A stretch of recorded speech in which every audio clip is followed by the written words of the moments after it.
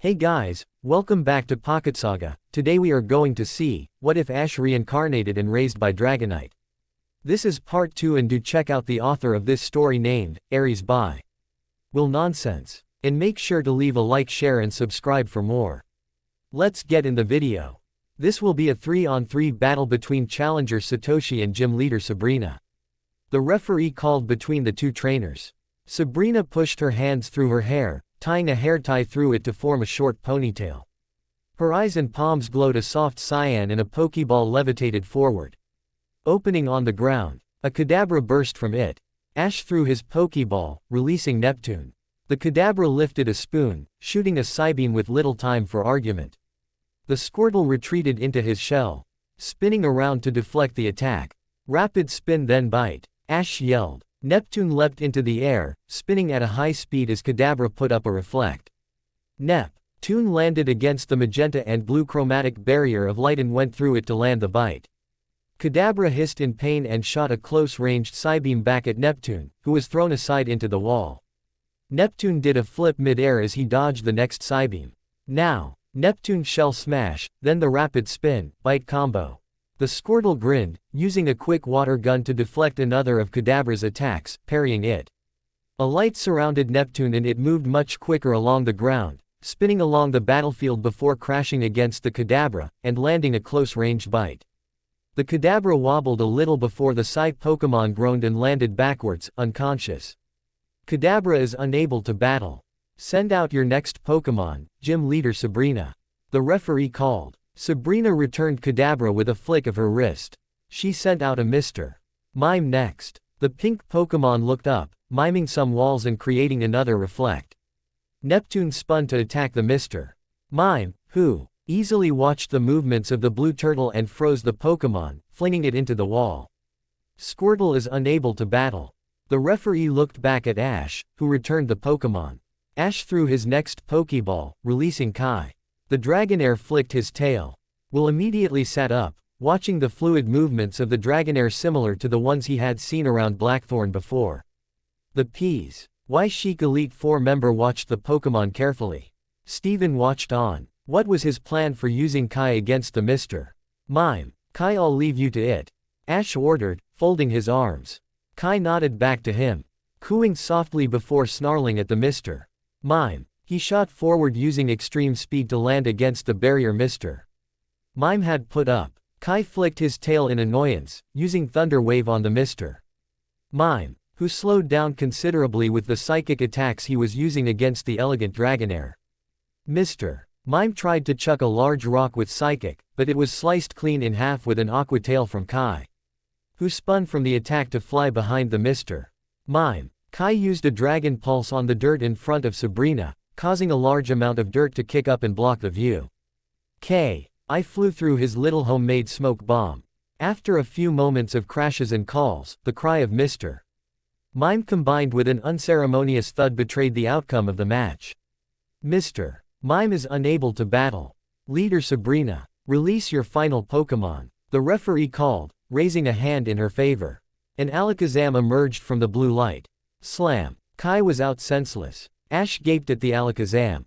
A light crimson glow surrounded the Pokémon and Sabrina's eyes were alit with power. Her breathing was unsteady and shaky. She looked on, gesturing for him to release his final Pokémon. Gesturing for Pinwheel, he recalled Kai, and released Micah. And here I am, to take the stage. My first gym battle, after my longing waiting alongside Haruka of Maiden's Peak. Micah called, as the referee ped while the Ghastly flipped through the air, taking the form of a Spearow, then a Fearow, then a Ho-Oh, then back to the Sapphire Ghastly form she was used to. Anger pulses through you because your INT is clouded by the echoes of the person you once were. Spirits bound to objects, forever to your whims. Will was about ready to demand the match to stop. The Ghastly had already sensed what he had, the malice within Sabrina. The Alakazam turned to him, glowed, and held his spoons together. They gently tapped, and a soft chime rang throughout the field. Pop. Whow. Will grumbled, rubbing his head. Hey. Daigo person. Or you. He turned to where the other guy, Satoshi's friend, was staring at the wall. He adjusted his light-colored trench coat a little, tugging at the sleeves that fit very tight to his body. He looked to Will, calmly helping the man up with a nub-like arm. His eyes were like buttons, like they had become dolls. No, Will corrected himself, they both had been turned into dolls. Daigo laughed softly before he was surrounded in what Will knew to be psychic light as his Claydol, who was smaller than usual, floated beside him, reverting him halfway if Will was to guess, to not raise suspicion. The Claydol looked at him and did the same. They trekked out of the dollhouse, pushing past plastic furniture to see dolls shoved around the place. Dust collected on the rooftops. People. So many people. Will recognized a few of them. Old students of Sabrina's that had gone missing. Indigo League challengers who, when going for the Marsh badge, had simply never returned. Dolls. Ditched. Left behind. Isn't it interesting, Will Itsuki? Daigo began, an eerie softness in his voice. The power held by a psychic, driven to insanity. I heard so many stories from my friend. Will looked at him. ... Are you feeling all right? ... Daigo said nothing as he rubbed his eyes. They glowed blue. Then they didn't. Then Daigo's entire body was surrounded by the same blue. He flexed his fingers, one by one. He stepped closer to Will and grabbed the man up by the neck in a swift movement. He coughed. He couldn't breathe. He was being, basically choked, after all. Then it clicked. This close, to the man. He could see the blue hair was the same. His eyes were obscured by a bright blue, but the tiredness could almost be filtered out of his head to create the image of the man he hadn't considered. Steven. ... This is such an interesting vessel. I wonder, with this form, and my own abilities, could I break a member of the Elite Four? A voice, not Steven's, declared. Will's eyes widened. Micah snarled, sending purple will-o-wisps to the Alakazam who tried to swerve around them. Micah could easily match the speed and strength of the psychic type. She flicked between the walls, dodging and weaving, passing through the floor if she needed to. Finally, she landed the burn on the Alakazam. A Psybeam was fired against Micah and it hit her, causing her to soar sideways. Micah, attack, use your abilities of shapeshifting. Ash yelled. Micah appeared as two Ghastlies. Then 3, then 4, then 5, then 6, then more. They spun around, appearing to all shoot shadow balls at the Alakazam. Micah then moved around, appearing as a young Sabrina. The Alakazam froze. Micah giggled as young Sabrina before the Alakazam launched another Psybeam attack. Micah didn't shift out of the form this time. She stumbled backwards, getting dirt on her dress. She sniffled and wiped tears from her eyes. Sabrina gazed at the little girl. She just wanted to be with her family. She wanted to be that little girl. The little girl in front of her, that little carefree girl. She wanted that. She could never have it though, never again. It hurt. It hurt so badly. ... You can't hold on to me forever. Micah sniffled. Quietly, she pulled herself up off the ground and walked up to Sabrina. You can let me go and still live your childhood, there are means for that, but... Sabrina giggled as the Alakazam floated her up in the air as she pretended she was flying, and she curled inwards and continued her joyful exchange. She watched as the pink cat-like being in front of her flew around her in loops, throwing up a cute little doll of a black-haired trainer wearing a red jacket. Sabrina loved the dolls. She wondered if she could have some of her own. White. No, she was in the white room. Of course she was. She was alone in the white room, again, with the men in lab coats. When was she not in that white room? No, she was in her gym. With all those promising trainers. Some live in her dollhouse now. She liked how they looked like dolls, after all. No. Where was she? She was facing a Ghastly, disguised as herself. She was challenging Satoshi. She had sent Will and Daigo to the dollhouse. Where time was as slow as it had felt for her as a little girl, each second a minute and each minute an hour and each hour a day. It had been a few minutes. A few minutes. No. Maybe longer. Micah looked to the dollhouse and town in the corner of the arena, that gathered dust. Dust was bad, although, she never really had time for her toys anymore. But what was within, she knew it well. You must free them. Sabrina's breath caught in her throat. I don't, why should I? They are safe. Safe from the blight. Micah shook her head slowly as young Sabrina. No, you have put Will in great danger. Of course. The dollhouse was its only little world, one where she didn't attend to it enough to feel the imminent psychic energy spilling out of its dead form. As it fed upon the rotting representation of Sabrina's childhood wishes, she knew it was dangerous now. After all, each minute could be so long if you were in pain. Each hour could be so long if it was spent in pain. What had she done? She knew the blight held curiosity for the psychic trainers. It was curious about her, for Mew's sake. She could fend it off, although she knew it thought her weak due to her fragility. But Will was not fragile. Not as psychically capable, but, if he had been in close quarters with the blight, she had no way of telling how it had affected him. Sabrina snapped. Her eyes open as she raised a hand to the referee. I forfeit this battle. I must save my student.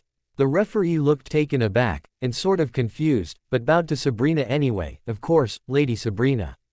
The referee passed Ash his marsh badge, and he felt the cold metal being pressed slightly into his hand as the referee visibly shivered. He glimpsed around at Sabrina and dipped out of the door as fast as he could run. He couldn't and didn't want to engage with what he could sense. Sabrina glowed as she and Alakazam brought the dollhouse to them. She snapped her fingers, focusing on the dollhouse. As confused voices began speaking outside the room, she made a mental note to take care of those trainers. And to apologize, but she knew it was pressing to just fix as much as she could. All the damage she had done. More and more voices, then finally, the last two dolls within the dollhouse. Time was slower in the dollhouse, Sabrina thought to herself.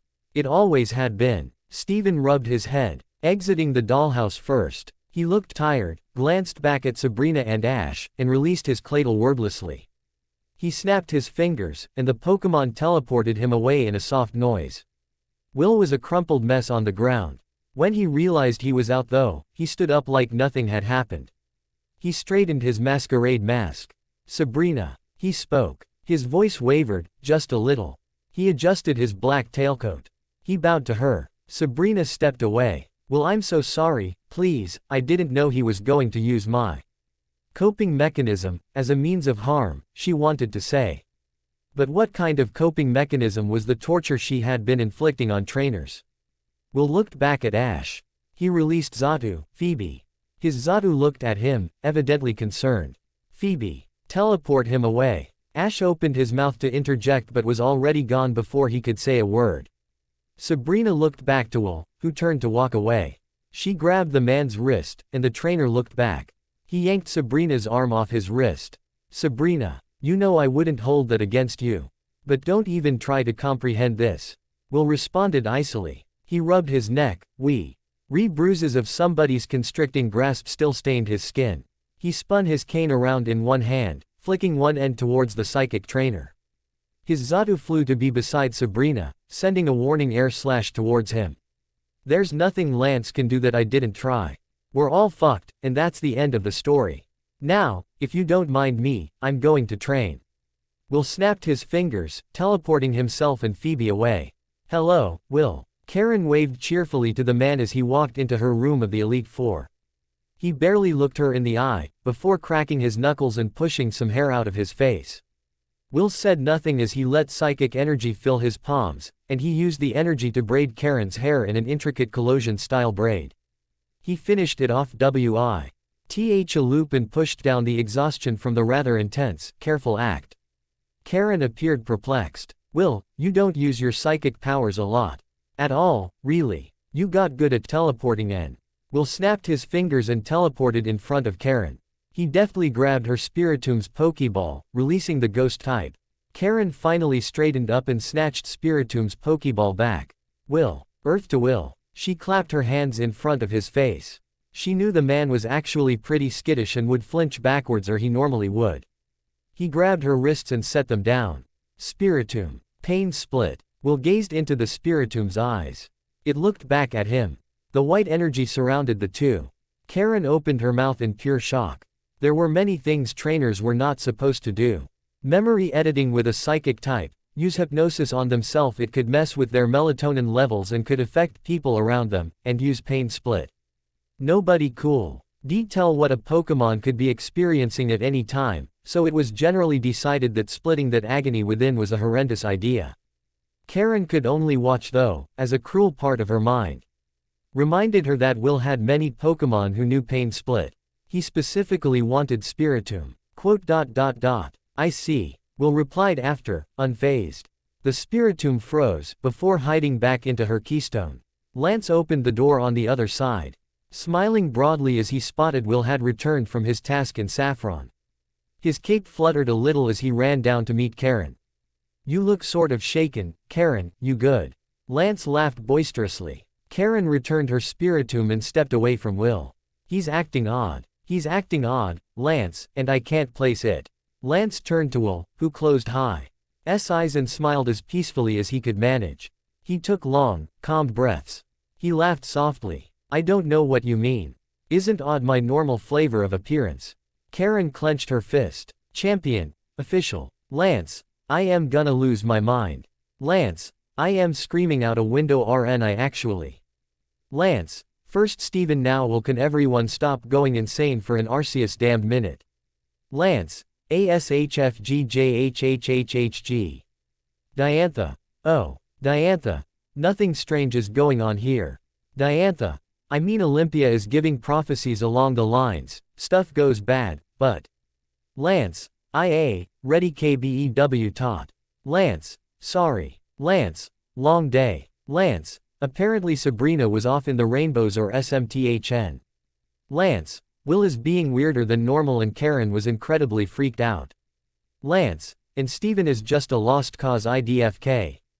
Diantha. It has been quite a while since he sent a message here. Diantha. And that meeting was a mess. Lance. Yeah, I am trying to find him. Lance. Supposed missing after a boat sank. Lance. It's actually panicking me so hard thou. Lance. He has this friend now and he has one of my Dratini and FJHGFFFF. Diantha. Oh. Diantha. That's messy. Diantha. The stress must be difficult to manage. Lance. YUUUUUPP. Lance. I'm constantly trying to find the two. Lance. But we've gotten nothing so far. Lance. Can my league stop self-destructing? Leon. Just came online. Leon. What the actual fuck is happening in Kanto? Lance. Too much. Leon. Anyways Galar is absolute vibes RN. Leon. Also. Leon. Off topic. Leon. At Wallace. Leon. Why all the contests? Wallace. I thought I got an important notification. Wallace. Anyway I just want to do them. Leon. Lance. Oh. Wallace. It's a nice distraction. Diantha. Oh. Diantha. I guess I never really thought about how Steven going missing would affect you. Wallace. I know he's alive, it's fine.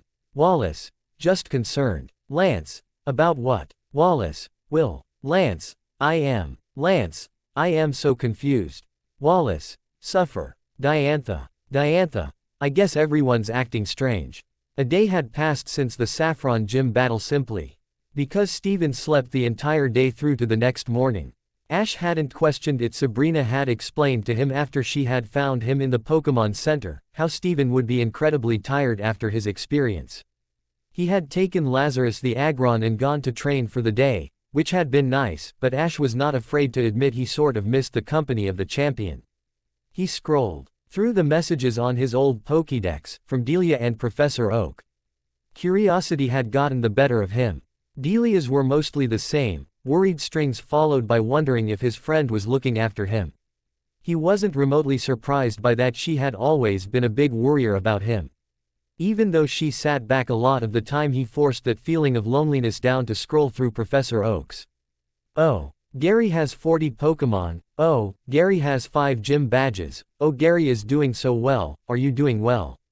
It made him want to throw the Pokédex against a wall. Ash huffed in his head. He neglected the sickening sensation in his chest. Oh, Ash. Steven cheerfully mumbled as he rubbed the sleep out of his eyes, spotting the trainer sitting on the other twin bed inside the Poke Center room. He got up slowly, yawned, and leaned against the dresser as he waited for his brain to catch up. He fixed his cyan collar a little. Ash fidgeted with gray sleeves. He approached the door of the room, and Steven took the hint to grab their bags and head out. After around 3 hours of walking, Steven had already felt the heavy weight on his chest grow heavier. He was still tired from yesterday. Although he couldn't remember much after he encountered Will in the dollhouse, it grew fuzzy as he could only remember glimpses. And he didn't like the glimpses, so he didn't bother to try to remember more. Ash seemed to pick up on his exhaustion and stopped and sat down in a little area off the path. The grass was yellow and dry from the summer heat, and they set up a little campsite area. Steven's team was out except Cradilly, who he had sent to have Wallace look after so he could bring more attention to Eris. Ash's team played happily with some of his Pokémon. Gale did Lap's Arrow. Scary. Now Steven supposed the bird was probably going to evolve soon if he didn't know any better. Kai rested his head on Ash's shoulder as the trainer gently patted the Dragonair. Pinwheel snooze. Ed on Steven's lap while Neptune and Eris competed against each other. Pyre sunbathed on a rock beside his sleepy Bulbasaur friend. Micah, disguised as a Slakoth, lazed on top of Steven's Metagross, who seemed amused by the Ghastly's antics. "Do you think I'm behind on my gym challenge?" Ash asked, rather randomly. Steven looked a little confused. "I mean like," Ash paused to try look for the words he wanted to say. "I was looking at messages. My rival, kind of, rival, has 5 gym badges." Steven looked at a limp piece of grass and picked it out of the ground. "Honestly, you aren't. I was around Gym 4 when I was your age, challenging them myself. And I was a prodigy just like you." Ash snorted. "I'm not a prodigy. I just have a good training partner." "Well, you take advantage of that, so." "I don't know what you mean." Steven chuckled back. Ash smiled and relaxed his shoulders. Maybe Steven was right. Ash didn't have to worry, he was on pace, and the stress he was feeling was going to be gone when he finished the challenge. His friend would become better, and everything would be okay. Why wouldn't it? A Mankey, who had been watching the two from a tree, leapt down fro. Emmett and looked up at the trainers curiously. Steven lifted his Pokénov. Mankey, the pig-monkey Pokémon. It lives in groups in the treetops. If it loses sight of its group, it becomes infuriated by its loneliness. Note: this Mankey is from a non-Isla region. The Mankey sniffed the air. "Pack is gone. I miss Pack. Where am I?" "You are in Kanto. Where are you from?" Ash replied gently, to hopefully not aggravate the Pokémon. Steven slipped his Pokénov back into his pocket and brought his attention to the Pokémon. The Mankey perked up at that. "Near Messagoza." Ash looked bewilderedly at Steven, parroting the Mankey's words to him.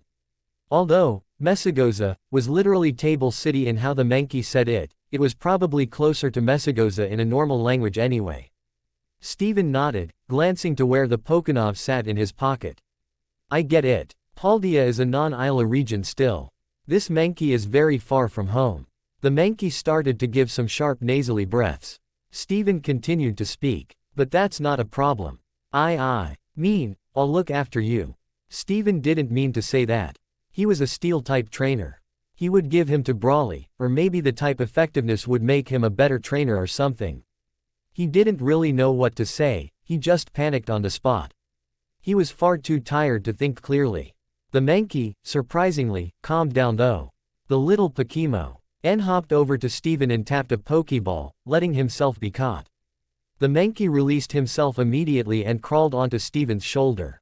"Kono. That's my name, don't forget it." Ash relayed that information to Steven. "Kono. Huh. That's a lovely name." He sighed. He didn't have the heart to let the Mankey go now. A differing pack of Mankey crawled out from the bushes, hissing and spitting at Kono. "Hey, it's the weird Mankey. Smells different. Off our land, now." Kono jumped from Steven's shoulder, punching the air. "Get away from my trainer." "Oh dear." Nexum idly buzzed. Micah, still disguised as a Slakoth, let out an ugly snort of amusement. Kono leapt up, slamming into one of the Mankey with a vicious cross chop that sent one of them flying backwards. Steven's eyes snapped wide with genuine surprise. The Mankey was surprisingly tough. He called for Kono to use cross chop again, and the Mankey delivered. Still, the Mankey around him raged on, much to Steven's worried displeasure. Mesa was asleep, though, and Nexum was too busy being mildly entertained by the entire situation to help out in any manner. Kono glowed blue after a Mankey punched his jaw. Street even blinked as Ash was sort of watching on. If things had gotten dicey, both would have surely intervened. But it was apparently clear that Steven's new partner, the odd Paldine Mankey now Primeape using Thrash, was doing quite fine in this battle. Steven's Pokénov helpfully chimed in with Kono's new Pokédex entry. Primeape, the pig-monkey Pokémon. When it becomes furious, its blood circulation becomes more robust. And its muscles are made stronger. But it also becomes much less intelligent. Unconscious Mankey surrounded Kono, who still bristled with rage. Steven tapped Nexum's body, who L'd Kono still with Psychic before he would direct that rage at Steven and Ash. Steven wrung his hands together and looked Kono down. Behave, or I will make you behave around me and my friend, deal. Kono released a final, exhausted breath, and nodded. Steven wished he wasn't relating to his accidental new Primeape. Phoebe the Xatu, Affinity the Gardevoir, Star the Slowbro, Mavis the Grumpig, Shiver the Jinx, Brass the Bronzong. He never really paid attention to their names before, only a few trainers did. But with how much he had been practicing his psychic powers, it was hard not to be able to hear their thoughts. Dreams, aspirations. It was oddly wonderful. It was no longer quiet. How did he handle the quiet before, he wondered to himself. The quiet was cruel, he knew that. He had tried to reach out to use Aura while on this little journey of self-discovery. It didn't work. He was too hell-bent on controlling it anyway. You don't need to do this. He is wrong. You are strong. A deep voice in his head thrummed. Melodic in nature. It was kinder than the cold of the he knew he was speaking of. This voice was gentle and calming and reminded him of the sea. He didn't really know what to tell the voice. I do. I'm sorry if that wasn't the answer you were looking for. He replied. The voice didn't sound angered by the notion. It sighed, still in the careful manner of before. I can help you. Will you accept my help? He wondered about that. Would he accept the help? Sure. I am sorry. Thank you. Will kept his eyes shut, though. He was still afraid of the world. Because his mind was easier to protect. Johto League. Bugsy. Gang, is it just me or is Lance being especially stressy RN? Lance. I am. Bugsy. Okay, good to know. Bugsy. It's just Kanto stuff though. Lance. Yeah. Will. I am trying to solve it. Will. Why are you stressed? Lance. Wait, Will. Lance. Where are you? Lance. Are you good? Will. I am fine, just busy. Karen. Yeah, read. Karen. I don't believe you. Lance. Karen. Koga. It's nice Sabrina isn't being weird. Koga. So whatever you did, it worked. Will. Cool. Koga. Claire. Lance. Claire. Any update on the missing Dratini? Lance. No. Lance. I'm sorry. Claire. Dude, shut on the apologies already. You already phoned my like 20 times about this. Claire. I get why you did it. Claire. I probs would have done something similar. Lance. Yeah. Claire. Like do you find a Blackthorn native in Route 1 who doesn't recognize you? It doesn't happen. Claire. Especially with such a close bond with his Pokemon. Claire. Don't make a fuss about it. Lance. Okay. Will. In hindsight. Lance. Shut. Lance. Also. Lance. Off topic but IDK, where else to even say this? Lance. Why is Wallace worried about Will, like what world and how, and I am so confused. Will. That's odd. Bugsy. Wallace is. Bugsy. I thought he was just doing a ton of contests. Whitney. Maybe IDK. Morty. Guys, I have a headache. Lance. Morty, you've had a headache since Steven first messaged me about investigations and stuff. Morty. No, but it's getting worse. Morty. Morty. Can somebody cover my gym for me? Lance. It's that bad. Lance. Lance. Whitney. Absolutely not. Lance. Jasmine. I'm needed in Olivine. Lance. OFC. Lance. Any gym trainers? Morty. No, because they are all mystics. Morty. So they are also dying from migraines. Lance. Wonderful. Lance. Ask the kimono girls. Morty. Okay. Morty. Thanks IG. Lance. I am sorry I'd cover myself but I am so busy RN. Morty. Yikes, you are feeling bad. Claire. That's what I've been saying. Cynthia flipped through the old journal sat on her lap. A leather-bound book, with elegant uneven script. If she didn't know any better, she would have said a little modern for the era, but what did she know? After all that was happening in Kanto, she had taken great interest in the nation's history. A war between Kanto and Johto. Yikes, Lance was champion of both. Surely there would be bad blood between them, but with anybody she had spoken to so far, they seemed unaware a war even happened. She had heard a few older people in Kanto mention the reuniter, but that was only occasional. The older ones were more likely to hate Johto too, so she bit back many a question to them. She ran her fingers through the fluffy parts of her coat and straightened it up a little, looking at Eren. He had insisted on coming along, seeing as there were problems with a powerful psychic type around. He thought that bringing him, a bug specialist with a dark type, would be safer. Cynthia hadn't argued. Eren was also very knowledgeable when it came to the natural world more than her. So having that expertise at hand was better. Lucian was more of a book reader, Bertha was quite busy, and Flint would have brought Volkner. She glimpsed about the Viridian Pokemon Center. They had both decided to rest up for a while on their little Kanto tour that had been going on for a few days now. Karen of the Johto Elite stormed through the door, her Umbreon tagging along nervously. The blue-haired trainer had her hair in an intricate braid, and she looked a little more tired than the lady normally allowed herself to be. Cynthia flicked her eyes up from the journey she had been engrossed in. Eren was already standing up and approaching her. Karen, nice to see you. Eren smiled, bowing in respect to the Johto Elite Four member. Karen turned around and made a small, alarmed yelp. She took a staggered breath and laughed. Eren, you sound awfully similar to Will if he was from Sinnoh. Cynthia straightened up and paid more heed to the conversation at hand. Karen continued. Anyway, have you seen Will around? He's been acting a little erratically after he came home from Saffron. I'm worried, you know. No, sorry. Me and Cynthia have been caught up on a research and archaeology trip. We're currently on this theory, Eren rambled a little, that Indigo was a Uneven man. But then he was sent to Hisui, cared for a Sneasler, and then moved to Kanto. It doesn't make a lot of sense. I know. Karen seemed far more interested than normal in Eren's ramblings when a thud rang from outside the Poke Center. Will sort of walked in, a little unsteadier than normal. Karen whipped around, sighing in relief. Oh, are you okay? Will nodded. He rubbed his eyes beneath his masquerade mask momentarily, when Cynthia spotted something odd. Will, why are you closing your eyes? Eren blinked at his champion, before staring at Will and noticing it too. Karen didn't say anything while Will straightened out his outfit and floated the 7 Pokeballs on his waist to the counter. However, one ball was a Cherish ball. Why would he ever feel the need to use a Cherish ball, Karen wondered in her head. Will grabbed Karen's shoulder to steady himself, before turning to face Cynthia, who had at this point stood up to be beside Eren. She didn't trust him for good reason, she hoped. Will's mouth twitched up into a little smile. How is Lucian? Will asked, his voice wavering on the name of the Sinnoh Elite Four member just a slight. Eren hummed. I mean, he's well.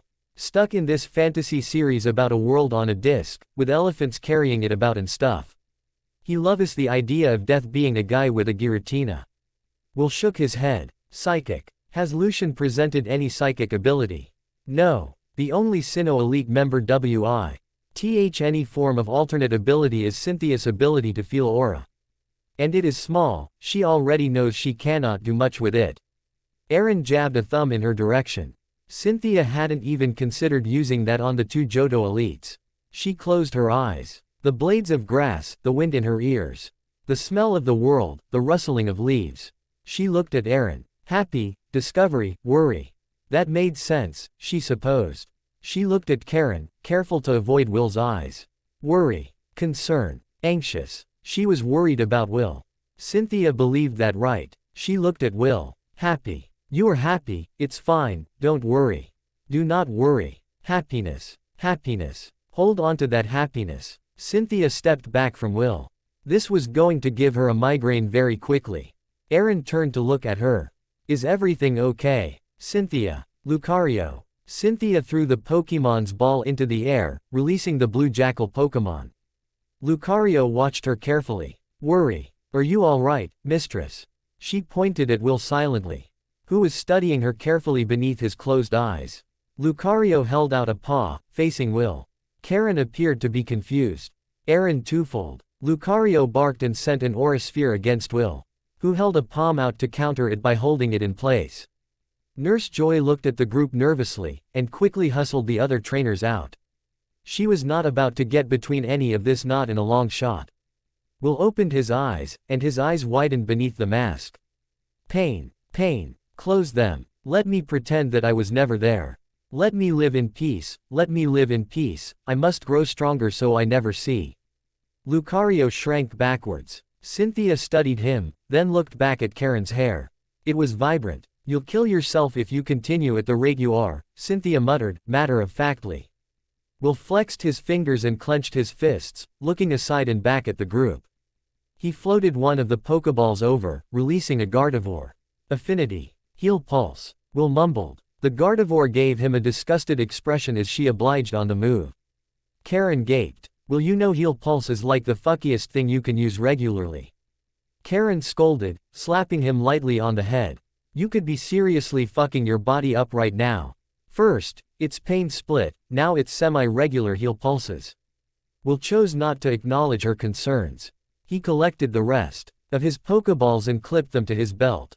He snapped his fingers and vanished in a spot of light. Karen hung her head low. Hey, Karen, it's okay, we'll help, Aaron chimed in. I mean, Rhea. Dai insisted on joining Cynthia to make sure she had somebody to help her in the event we saw that psychic type. Cynthia nodded. Aaron is right, you won't be alone here. What about Agatha, Lorelei, Bruno, Koga, Lance? Did any of them to agree to help?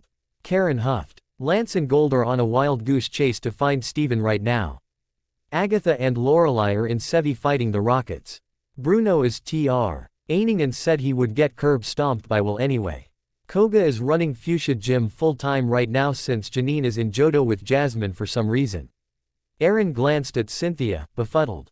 Quote, why is Lance and Gold looking for Steven? Should we be ringing platinum or something?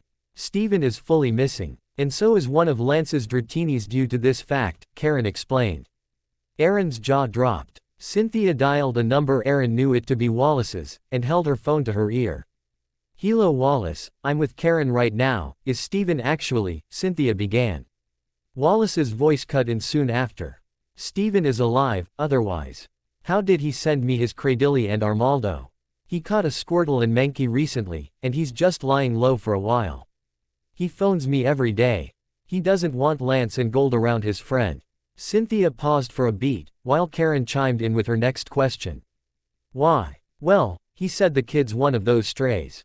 If you promise not to tell, Karen, I could help you learn more. Wallace replied. Karen paused. Has he seen Will recently? Quote. Yes. Now it was a question of her morals. Does she prioritize the promise of knowing what changed Will? Why? He's been acting so cold and hard on himself recently. Does she take the info to Lance? Her mind helpfully told her that she and Will had been friends for far longer than she had known Lance. She knew what she cared about. I won't say a word about Steven's location if you can help me with what happened with Will. I swear on the good graces of Rayquaza he can strike me down if I break your trust. Karen replied. Wallace made a tiny noise at that. You didn't swear on Rayquaza if you didn't mean it. Those who broke those promises, if left alone for too long, they would be found dead the next morning. It wasn't a joke. All right. Steven rang me the night his friend challenged the Saffron City gym. He said Will had been in the city, and enlisted them to help him scout out the gym seeing as High's friend has a very powerful ghost type known as Micah, a ghastly. The gym challenge had gone surprisingly normal, considering Sabrina was having a hard time before then. She's been spreading herself too thin psychically, apparently, and had been preventing Mewtwo from acting against Saffron City.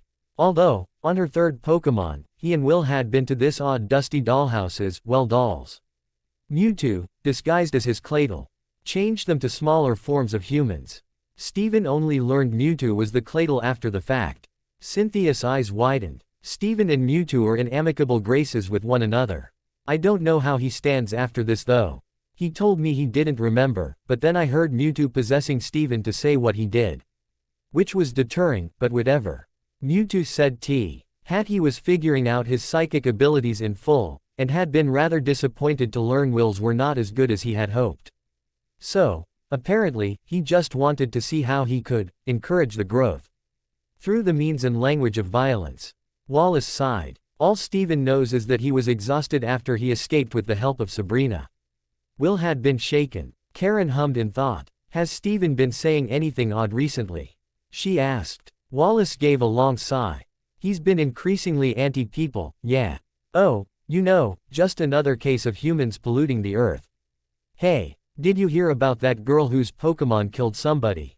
Isn't that just another reason why they should be all gone, and then the world would be so perfect?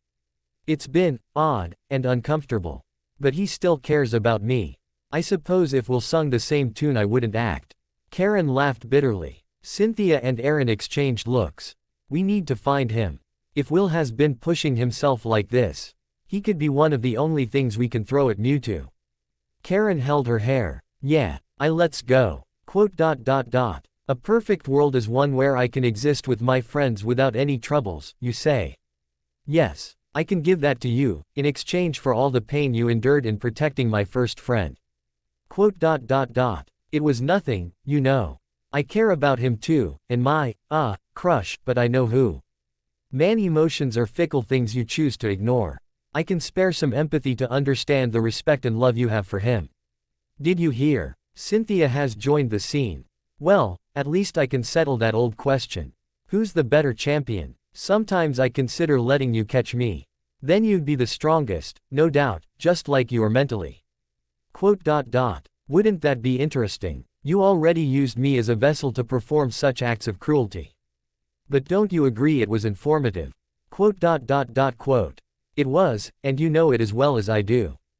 But that would make me evil. Cruel. Vindictive. The villain. I'll let you catch me.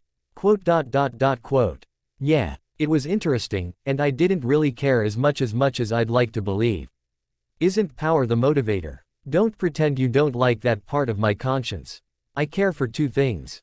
Geology, and your strength as a trainer. Now, as soon as you get out of their grasps, I'll catch you. Sure. The tower, I hope everything goes all right. Ash and Steven walked into Celadon City. The department store was the first thing Ash saw, the towering presence of it shading the area around it. The lights ringing from the game corner was the next. And the idle jingle of arcade music filled the air. Steven beelined for the Pokemon Center, probably to check up on Kono, Ash believed. He had more energy as of late anyway. The Nurse Joy greeted them kindly and took their Pokemon. Steven watched as a young boy stormed into the Pokemon Center. He had hair similar to Ash, and looked down at the floor, gritting his teeth. A collection of girls snorted behind him. Darling, you are in Celadon. You don't like the perfume. Find another loser place to get your badge. One girl jeered, waving her fan with a roll of her eyes. The boy turned around. Yeah, I don't care about your perfume. I came here for the game corner and the badge. Nobody cares about perfume anymore. It smells god-awful and I'd dump my girl if she wore it. A girl gave an offended squeak. We work with our Pokemon to make the best perfume. It's a representation of Celadon's rich history. The boy waved his hand. Who cares about history? It's just a whole bunch of nonsense. I'll have you know the reunification of Kanto and Johto is very important to the modern league scene. The third girl snapped. And anyway, prophecy is super important. Don't you know perfumes and scent is important for that? Yeah, Ms. Erica can't read tarot without it. Sabrina taught her that before she went. A girl trailed off. She looked down at the boy. The boy rolled his eyes, placing his hands on his hips. Yeah, you weird hippies and your damned rocks and perfumes will apparently mean I will suffer a cruel fate in the future. Yada yada. He stomped, ped away back up the stairs of the Pokemon Center and slammed his room door shut. Ash looked back at the girls, who shrank back a little and waved their fans, walking off. Steven bristled beside him. We should check out their perfumes. Steven laughed mutedly, walking out of the Pokemon Center. Ash looked to the absent spot on his shoulder where Pinwheel normally sat, and followed Steven hurriedly. They reached a small little store, with shelves filled with bottles of different scents and smells of perfume. Ash tried to not cough at the smell.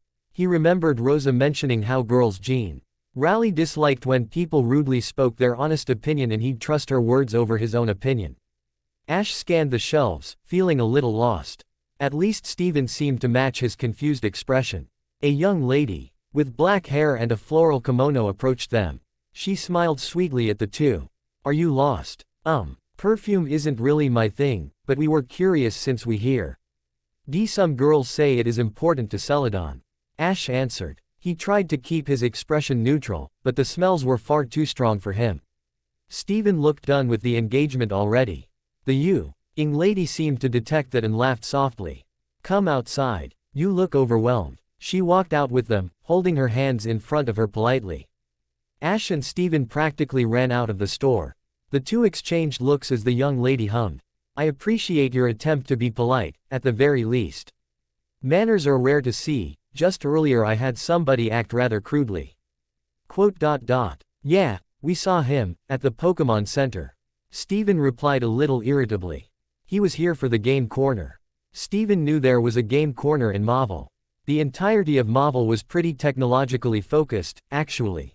Seeing as they had figured out a way of creating sustainable electricity from Mount Chimney in a safe manner. He used to love Mauville, the lights and colors were beautiful. And Watson always put a smile on his face. Thinking of it now only made him feel ill now. I do detest the game corner. It has taken much traffic away from us. The young lady looked back at the store. Before running in and out to return with 2 bottles of perfume. They were pretty mildly scented, Steven noticed. Slightly vanilla, but in a way that didn't make him immediately die inside. Here, take these sample perfumes. She passed them to him. Steven stared at the bottle in his palm. Why? Well, it could be a good gift for a girlfriend or boyfriend.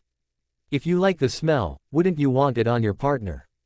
She gave an easygoing sigh. Ash snickered as Steven looked down to hide his blush. His hair did a great job of disguising his expression now it had grown out a lot more than Ash had even realized. Sure, it had been almost 2 or 3 months since Steven had gone back to a hairdresser, but he had never really bothered to cut it. Steven had insisted that Ash kept his hair shorter. But Steven's had grown quite long. Maybe it was the fact that he wasn't using any of those straighteners Steven said he used to overuse to keep his appearance looking the same all the time. Heat could damage hair, right? Or the fact he wasn't using as much hair dye he had stopped reapplying it as often. He probably just had naturally faster hair growth than most, but it looked surreal see it landing around his shoulders like that anyway. The young lady looked at Steven's hair, and her expression turned to one of offense. Your hair is a mess. No choice, I'm going to brush it out and add a woman's touch to it. She ordered, pointing to a bench. Steven's sweat dropped and pocketed the sample perfumes. A woman's touch, meant Steven's hair was tied back into a ponytail, Hitch didn't look half bad on further inspection. It landed on his shoulder naturally, was brushed through, and was cleaned up a little with some garden scissors. The lady in the kimono said she had nothing to take care of after that though, and disappeared in a direction through Celadon Park. Steven looked a bit unnerved by the hair change but looked surprisingly happy when he realized it wasn't itching against his neck as much anymore. There was a reason he had it cut at the back. They headed back to the Pokemon Center to pick up their Pokemon before they went to the gym. They walked into the gym, where they saw the young lady who had helped them before on the battlefield. Students eagerly took notes on the battle from the stands as the trainer who had insulted the perfume before called commands to his Pidgeot. The bird was facing a Tangela, who easily downed the Pokemon with a power whip, then ancient power. You must train more, the young lady explained. Your Pidgeot is incapable of withstanding hits. The kid gritted his teeth, returned his Pidgeot, and ran out of the gym, brushing past Ash who had to grab his cap to stop it flying away. If Steven had kicked his leg, causing the kid to trip unceremoniously on the floor of the reception area, then nobody saw it. Steven joined the students on the stand, and Ash stepped forward to challenge the young lady who he had finally identified as gym leader Erica.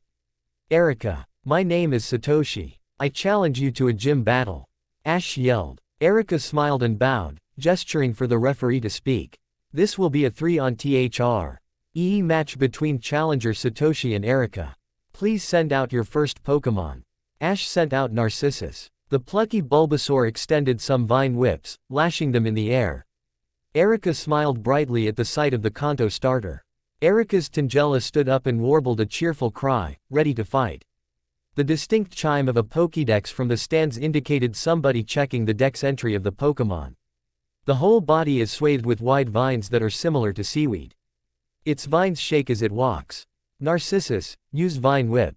Ash called, holding out a hand as Bulbasaur lashed the air, causing loud cracks to fill the battlefield. Tangela, love, use Constrict, then Stun Spore. Tangela used Constrict, pulling Narcissus close and hitting the Stun Spore, the usually inaccurate move, easily. Narcissus shuddered, paralyzed by the attack. Ash huffed and shook his head. I forfeit Narcissus. It's cruel to keep him out. Erica smiled again. Would you like a Paralyze Heal or a Sherry Berry? Ash nodded. Erica stepped to the field and returned Tangela, giving the Bulbasaur the Healing Berry. Once the paralysis faded from his Pokémon, Ash returned him. He smiled and bowed. Thank you. Now, Weepinbell, take the stage. Erica threw the next Pokeball, releasing the Flycatcher Pokémon. The yellow Pokémon focused, waving the leaf arms intimidatingly. Ash considered his options. He saw how Pidgeot had easily been dispatched earlier. It might be a bad idea to try a flying type in the gym with that outcome. Pyre, I choose you. Ash sent out the Charmander, who released an EMV. Before digging into a fighting posture, scratching the air. Erica looked at the Charmander, raising a surprised eyebrow. Now, Weepinbell, use Razor Leaf. Pyre, burn them up with Flamethrower. The leaves summoned by Weepinbell were turned to crisp mid-air, and the attack continued to hit the Weepinbell hard. Follow up with Skull Bash. Pyre leapt forward, slamming into Weepinbell and recoil-ing backwards as the Weepinbell was thrown into the wall. Erica looked a little surprised as she returned her Weepinbell, throwing out her final partner, Gloom. The Pokémon shook its flower, releasing a powerful stench across the battlefield. Pyre convulsed at the smell, and Ash certainly couldn't blame the fire type. Erica opened her mouth to call her command when a loud explosion shook from the back of the Celadon gym. Shattered glass filled the area. A crackling fire began to fill the room. Rocket grunts in black uniforms laughed at the alarmed gym leader, who looked around for the sprinkler system that beeped uselessly. It must have been broken, or disabled, or something, but it didn't turn on. The rockets escaped. Smoke filled the space as Steven released Mesa and Nexum, leaping on his shiny Metagross. A large psychic bubble filled the room as Steven teleported the students away. He threw Eris's Pokeball to Ash, who released Neptune. The two Squirtle braced, sending water guns to try to mitigate the damage. Ash helped Erica out of the smoldering gym while the fire only seemed to worsen. Gloom looked around the crumbling mess of the gym. Ash stared at the grass type. Ash ran through the gym. Steven turned around just in time to see him leap between the falling rubble of the roof of the gym. Ash slipped under rocks and crumbling embers while the two Squirtle watched on in fear. Ash called out to the Gloom. I'm here to help, you'll be okay, don't breathe and lay low. Ash yelled. Memories flicked back to a forest fire he had witnessed. A Charizard, visiting from the valley, had once caused a large fire. A little Oddish had been caught in it, and his mother had advised him the same thing as he had been crawling to try to rescue the poor grass type. Eris and Neptune. They both glowed with the blue of evolution as Ash crawled along the floor to grab the Gloom. He had no time to see Neptune or Eris. He had to save Gloom. He had to save the Gloom, because Gloom and Erica cared about each other. He could smell the smoke, the air, the wind, the fear radiating from Gloom. The determination from Eris and Neptune. Water guns filled the room as Eris and Neptune, now Wartortle, kept the fire away from Ash for him to be able to run out with the Gloom in his arms. Smoke filled his lungs. He could barely breathe, his hands were coated in ash. His head pounded. Sweat poured down his back as he hissed in pain from the mild burns that covered his skin. He fell forward in exhaustion. He was so tired. He was so tired. Lazarus, Steven's Aggron, caught him. The Ron huffed against Ash's skin while Kai licked him. Oh, big brother, that was so dumb. Don't scare me like that. Kai cooed softly. Ash took a relieved breath of air when he spotted some Blastoise Fr. The Celadon Fire Department taking care of the fire, and shut his eyes. Erica stared at Ash, wrapped in the warmth of the Kai. Okay, follow me. Erica muttered softly to Steven. Kai and Lazarus work together to bring Ash to Erica's perfume store, and to the back. Erica released a float as Steven sat Ash up against the chair in the room. I can't take him to a hospital, because he won't be registered to Kanto's system. If he spoke to Gloom like that. Steven nodded. Do I have permission to use Heal Pulse? Erica replied. Steven nodded again. Float used the pink pulse of energy of Ash, who opened his eyes a little. He looked a little confused. Ash began. Kai bonked him gently. You are okay. Are you okay? Are you okay? I'm alright. Jeepers, relax. Ash chittered back to Kai. The Dragonair relaxed a little, nudging Ash a few times more for good measure. Erica smiled. You can stay back here for the night. I need to get Lance to get money for me. Steven gave a thumbs up. Rika passed him a rainbow badge and left soon after. Erica. Lance called to the young lady, who bowed as she jogged up to the outside of what remained of the Celadon gym. What the fuck? A bomb went off, the sprinklers had been broken. And I had to enlist some help of a trainer to save Gloom, Erica explained in a quietened voice. Will appeared in a flash of light beside Lance. Lance yelped as he looked at Will. What the Will? Hello. Lance laughed nervously. Will bowed to Erica. Do you need help? I can fix the gym. Erica looked to Will. You can. Yes. But Lance has to shoo. Will looked at the man. Lance glanced at the gym and back at Will. Should I be? Will snapped his fingers and Lance was teleported away. Will came back moments later, and pulled out a Cherish ball. Erica stared at it in his hand. Go. Will threw the ball. Erica held back a scream as the Pokemon appeared. Kanto, Johto League. Dash. Erica. I am so close to quitting my job. Lance. I mean a bomb when. Tee off in your gym. You have a right to be annoyed. Surge. Surge. I'm sorry, what? Erica. Everything is fine. Erica. I swear. Erica. Except I am trying to make sure a challenger doesn't die, but whatever. Lance. Oh. Erica. They are nice at least. Erica. Kind of weird, but. Erica. You live. Lance. Fair. Erica. Both from Hoenn. Erica. They are nice. Lance. Huh. Misty. That reminded me. Misty. Did anything ever come of Steven being here? Misty. It's been kind of radio silence in this channel, it's all been moved to private things. Misty. Not mad, just curious. Misty. He was pretty nice and friendly when I saw him last, so. Lance. There's a reason. Lance. It's gotten kinda complex and it's just. Lance. Bad. Misty. Was it stuff found or what? Misty. What went wrong? Lance. We don't know. Lance. He's just gone fully AWOL and I don't like it. Sabrina. I saw him last. Sabrina. But it was a very bad time to try and track him down. Lance. Oh. Lance. Details. Sabrina. Sabrina. Still kinda hazy. Sabrina. Will. IDC. Sabrina. K. Sabrina. He was acting. Sabrina. I mean, he looks like he hasn't seen a bed in months. Lance. Oh. Sabrina. And was just very. Sabrina. Man, I am trying to remember anything he said. Sabrina. IDK, it was Zhu. A lot of stuff that something else was saying a lot. Sabrina. It's hard to tell them apart. Misty. Oh. Will. Not surprised. Will. Basically the same anyway. Sabrina. Erica. We've gotten some suspicious reports about the game corner.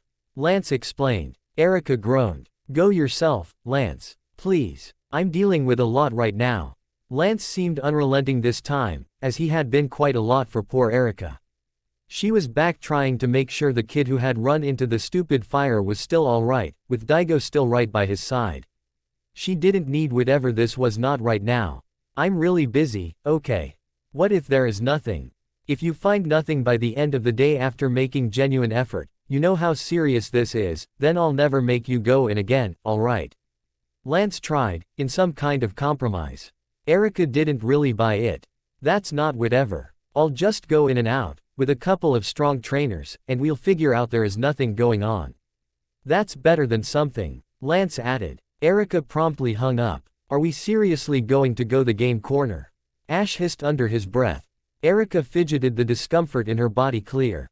She tugged at her elegantly colored kimono, looking towards the colorful building. We have to. Unfortunately. Lance told me, and I mean, I can't go there alone. I'm a target. Steven finished. the beginnings of a bitterness seeping into his tone as he grabbed Ash's wrist and strode to the game corner. Erica sighed. She glanced at the gym once more, each stone where it was before. She hadn't mentioned it to her new friends. Something told her that they would not take it well. Still, as her shoes hit the immaculate pavement of Celadon City, and she approached the heavy smells and obnoxious nature of the game corner, every bone in her body wanted to go. Leave. Some days, she really hated her boss. They walked in as a group, with Ash choosing to take Pinwheel and hold them close his chest as the strobing lights and sounds of coins jingling on the counter with a heavy thump became the new normal. Erica tensed. Her eyes settled on anything out of the normal. Anything. Anything to make this trip worth it. Anything that she could point at and say, this was wrong. We need to do something, and then fuck off and never have to touch the place again. Any excuse to never go near the game corner again. As Daigo's agitation became more and more obvious the longer he stayed. She hated the tacky wallpaper. She hated the red carpet with bright yellow stars going across it. She hated the lights of the machines. She hated the people, desperate and destitute, gathering for some kind of hope. It reminded her of Team Rocket. A last resort for anybody going nowhere in life. Ash tugged on Steven's jacket. In the corner, a poster hammered to the wall with a lazy print slapped on. One corner peeled up, revealing a part of wall that seemed to go inwards, in a hallway conveniently out of sight of anything important or the eyes of those gambling. Erica could make the guess that only somebody looking for it would find it, or somebody trying to find something. Still, it was what she wanted. She glanced up at the cold gaze of the older man, who strode through the crowded casino, with Ash following close behind with Erica. The poster had a simple graphic text. Join Team Rocket. Erica watched as the Daigo person, through barely concealed rage, took at one corner the poster, and ripped it aside, letting the remainder of the page flutter to the carpet. Erica stepped on it for good measure, but that was not the interesting part. A small button, in an inlet concealed by the poster, had been revealed. Erica nervously reached forward to press it, carefully placing her palm against the cold, smooth metal. It pushed inwards with a small, click. A staff-only door at the end of the already suspicious hallway slowly and quietly swung open, almost enticing them to enter. Steven watched the door, before quietly stepped through it. The gaudy walls turned to slightly teal, painted bricks with peeling paint and a musty smell. The floor turned to off-white tiles. And the door led through down a small staircase. Ash quietly stepped down to the depths, while Erica remained at the top. She squinted to make out the black-suited figures in the other end of the room. The small dash of red she spotted confirmed her worst fears, as she silently grabbed her Pokepod, raising it to her ear. Daigo stared at her, with an unreadable facial expression. Erica looked away as she went to take the call. Ash and Steven looked at one another, and nodded. 2 Pokeballs were thrown, causing just a loud enough sound to grab the grunt's attention. The elegance of Kai glared at them, alongside the ferocity of Lazarus. 3 grunts wandered over, in almost an amusingly casual fashion, to see the 2 Pokemon facing them down. We gotta tell the boss, one muttered. Zubat, go. The little bat Pokemon flapped forward, joined by a drowsy and a coughing. The grunts took a defensive position, lifting their fists to protect their face as the 2 mysterious trainers shrugged. 1. A younger man with dark hair, pointed forward. Almost in synchronization, the beautiful Dragonair moved along that path, towards the grunts at a frightening speed. Dragon Pulse, he yelled, while the other man nodded. Erica looked back them, inwardly wincing at how they all seemed to have a death wish. Still, the purple beam struck through all 3 Pokemon, leaving them unconscious on the floor. The grunts begged for mercy. Daigo stared at them for a very long time. Did they deserve mercy? Lazarus, Daigo muttered. The Aggron lumbered forward, slamming a foot down that sent a shockwave through the floor, sending the grunts tumbling backwards, slipping, and into each other. Erica watched as the group simply continued to walk through the base. As if nothing unusual happened. A twinge of guilt appeared on the younger's face. As a matter of fact, even Daigo was showing a slim chance of guilt. One was far better hidden though, and if Erica hadn't been entranced by the entire ordeal, she probably wouldn't have noticed. She was lost in it, watching the grunts fall to the ground, tossed aside like rejected toys.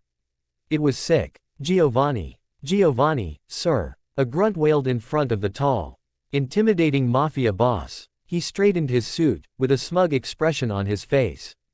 He slicked his hair back some more, every so often flicking his eyes to the screens that surrounded him. He twiddling his thumbs while the grunt spoke, thought the air of amusement truly never left him. "We're under attack." Astute observation. Giovanni replied lazily. "Will you tell me something interesting?" The grunt gulped. They're the guys from the Ann." Giovanni raised an eyebrow, his expression morphing to one of intrigue.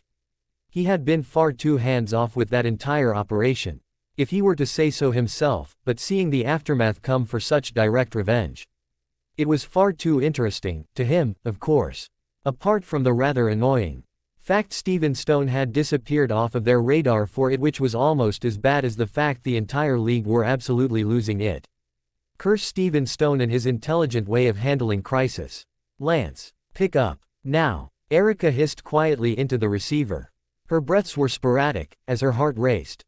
Her eyes stayed trained on the unconscious grunts in front of her, some of them very clearly bleeding. The part of her that cared about every living thing's health felt genuinely betrayed as the familiar voice of Lance finally took her call. "Erica, what is it this time?" He sounded tired. Erica shoved that thought away. "I'm in a Team Rocket base with 2 people I can't disclose, but they aren't. There are 3 people bleeding in front of me. Holy shit, game corner, oh my Arceus. They could be dying, why is nobody?" As Erica tried to explain more and more, the pit in her stomach just got deeper and deeper as she felt her body go weak. The F.A.R. calmer presence of Sabrina took the phone next. Lance had presumably taken the time to see her after whatever Karen had been rabbiting on about with Will. "Erica, take deep breaths. You'll be alright. We'll be there, I promise." Sabrina took long, easily followable breaths for Erica to mimic, which was pretty darn useful for her. She still had to slump down and take a moment to recover, as Rena told her to close her eyes and look away from the blood. Still, the metallic odor reminded Erica of its presence, and the distant yelling, screaming, and banging only served to remind her that she was in serious danger. She could take a lot, but could she handle this? The Kanto leader barely knew. "Sorry to interrupt whatever this is, but I do need you to all drop your Pokeballs, run into the corner, and let us march on through," Steven announced, as he strode with the confidence that nobody knew who he was. Ash shadowed him, letting Steven do all the speaking. He wasn't about to go around picking fights, despite something within him really wanting to, and getting himself hurt. The grunts, surprisingly, did what Steven demanded. The screaming from behind probably helped. But Ash forced that uncomfortable reality as far away from his current thoughts as he could manage. A young man, with tousled blue hair, stepped forward, glaring at Ash and Kai, and then at Steven and Lazarus. He turned up his nose as Steven stood closer by Lazarus. The room was rather spacious, all things considered. It was a hallway, really, leading to an office that had the door closed, but judging by the flashing camera, they were still being watched. Ash clenched a fist, while Steven raised an eyebrow in the presence of what was, in all likelihoods, somebody like Petrol. "My name is Proton. I am regarded as one of the most lethal rocket admins." He grinned, holding his Pokeball tighter.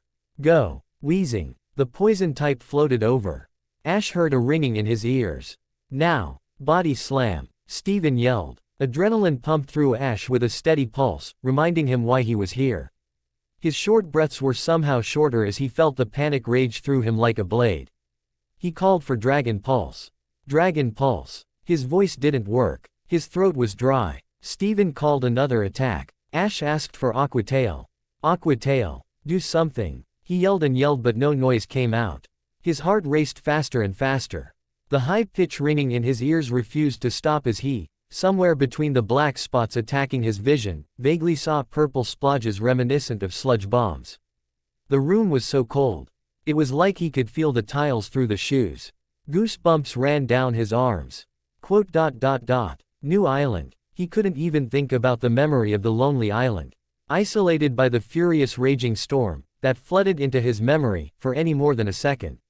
"Watch out!" Steven yelled. Ash opened his eyes, to see the world fade into vision, where Proton simply ditched the formality of a Pokemon battle. Everything was moving like honey. A small switchblade, the same the other grunts carried, cradled in the arm's palm. Aimed for his face, his eyes. The steel came closer. As the blue serpent in front of him shrieked. It flew between. Ash, get away from my big brother. Did I do it like big sister? Oh, I should tell Rosa. I know Rosa's special move. She said she imagined an ice beam from her tail but not an ice beam. Try that. Molly Hale. She's the unknown's little girl, very little, I'm her age. 4. Ash, don't try to answer. You never told Mama. Why tell this man? Oh, big brother, that was so dumb. Don't scare me like that. You are okay. Are you okay? Are you okay? Ash's eyes couldn't really process it. Screw it, he couldn't process. Proton dropped the weapon in shock, stumbling backwards. The great Dragonair, his brother, his friend, even as an egg, one of the saving graces of that unusual environment. One of the first things he had ever met properly. Landed, cold, in a pool of its own blood. Spreading away from it, staining the immaculate floors.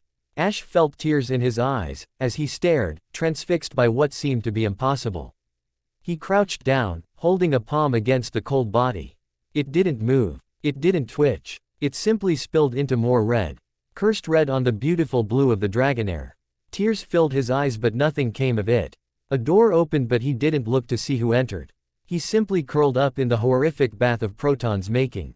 Hugging his brother. Maybe he'd come back. Maybe if he cried enough, he'd be resurrected. Maybe if he cared enough, he wouldn't have frozen. Locked in fear. Locked to do nothing but watch as the only thing he had had for so long, alongside Rosa and his mother, died in his arms. Rosa never got to say goodbye. His mother never got to say goodbye. Lance never got to say goodbye. It was his fault. It was his fault. His fault, and his alone.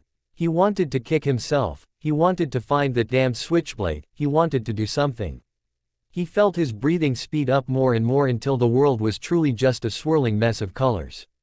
Until he felt the dizzying sensation of passing out, that was. Steven watched as Proton seemed shell-shocked by what he had just done. The boss, Steven could only assume, stepped through the door, and, in a strange display, that seemed impossible for the man, he seemed unsure about the scene. Steven was certainly unsure, so perhaps he was just projecting. Proton began. Was he acting through rage? Vengeance. Why did he care so much? Giovanni, sir. Giovanni looked down at Ash, then back at Steven. He seemed pensive, like Ash was almost important to him. He took a breath, while Steven felt his own breath stuttering. He could not panic now, he had to be strong, at least for the unconscious boy cradling a dead Pokémon. Did he leave the boy go? Giovanni wondered. He would be easy to kill now, sure. Same with Steven, who was quite obviously using a new alias. They were both too shocked, afraid, scared, angry or startled to think and defend themselves properly. Still, a part of him wanted to see the project succeed. He was the closest thing Giovanni would ever have to a second son. And so, hardened his face, and turned around. If you leave now, Steven Stone, I will spare you both for now. I am sorry for your loss, and I will make sure Proton is punished accordingly. Steven didn't even seem surprised that Giovanni knew his name. Still, a bitter, resentful part of him wanted to take his own revenge. He stepped backwards, and slowly lifted Ash onto his shoulders. He took a very shaky sigh, with little care for how afraid or unnerved he seemed. I wanted to take my own revenge. Make it good, Giovanni. He was sure Giovanni would read between the lines.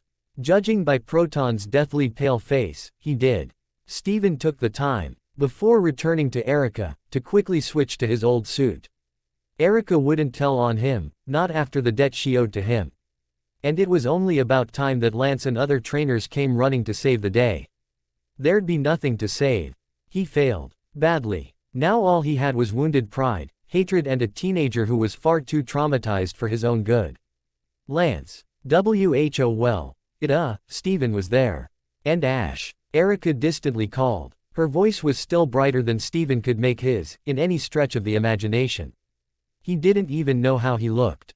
Tired, maybe. Hair was probably back to being a mess. His suit probably looked like a murder.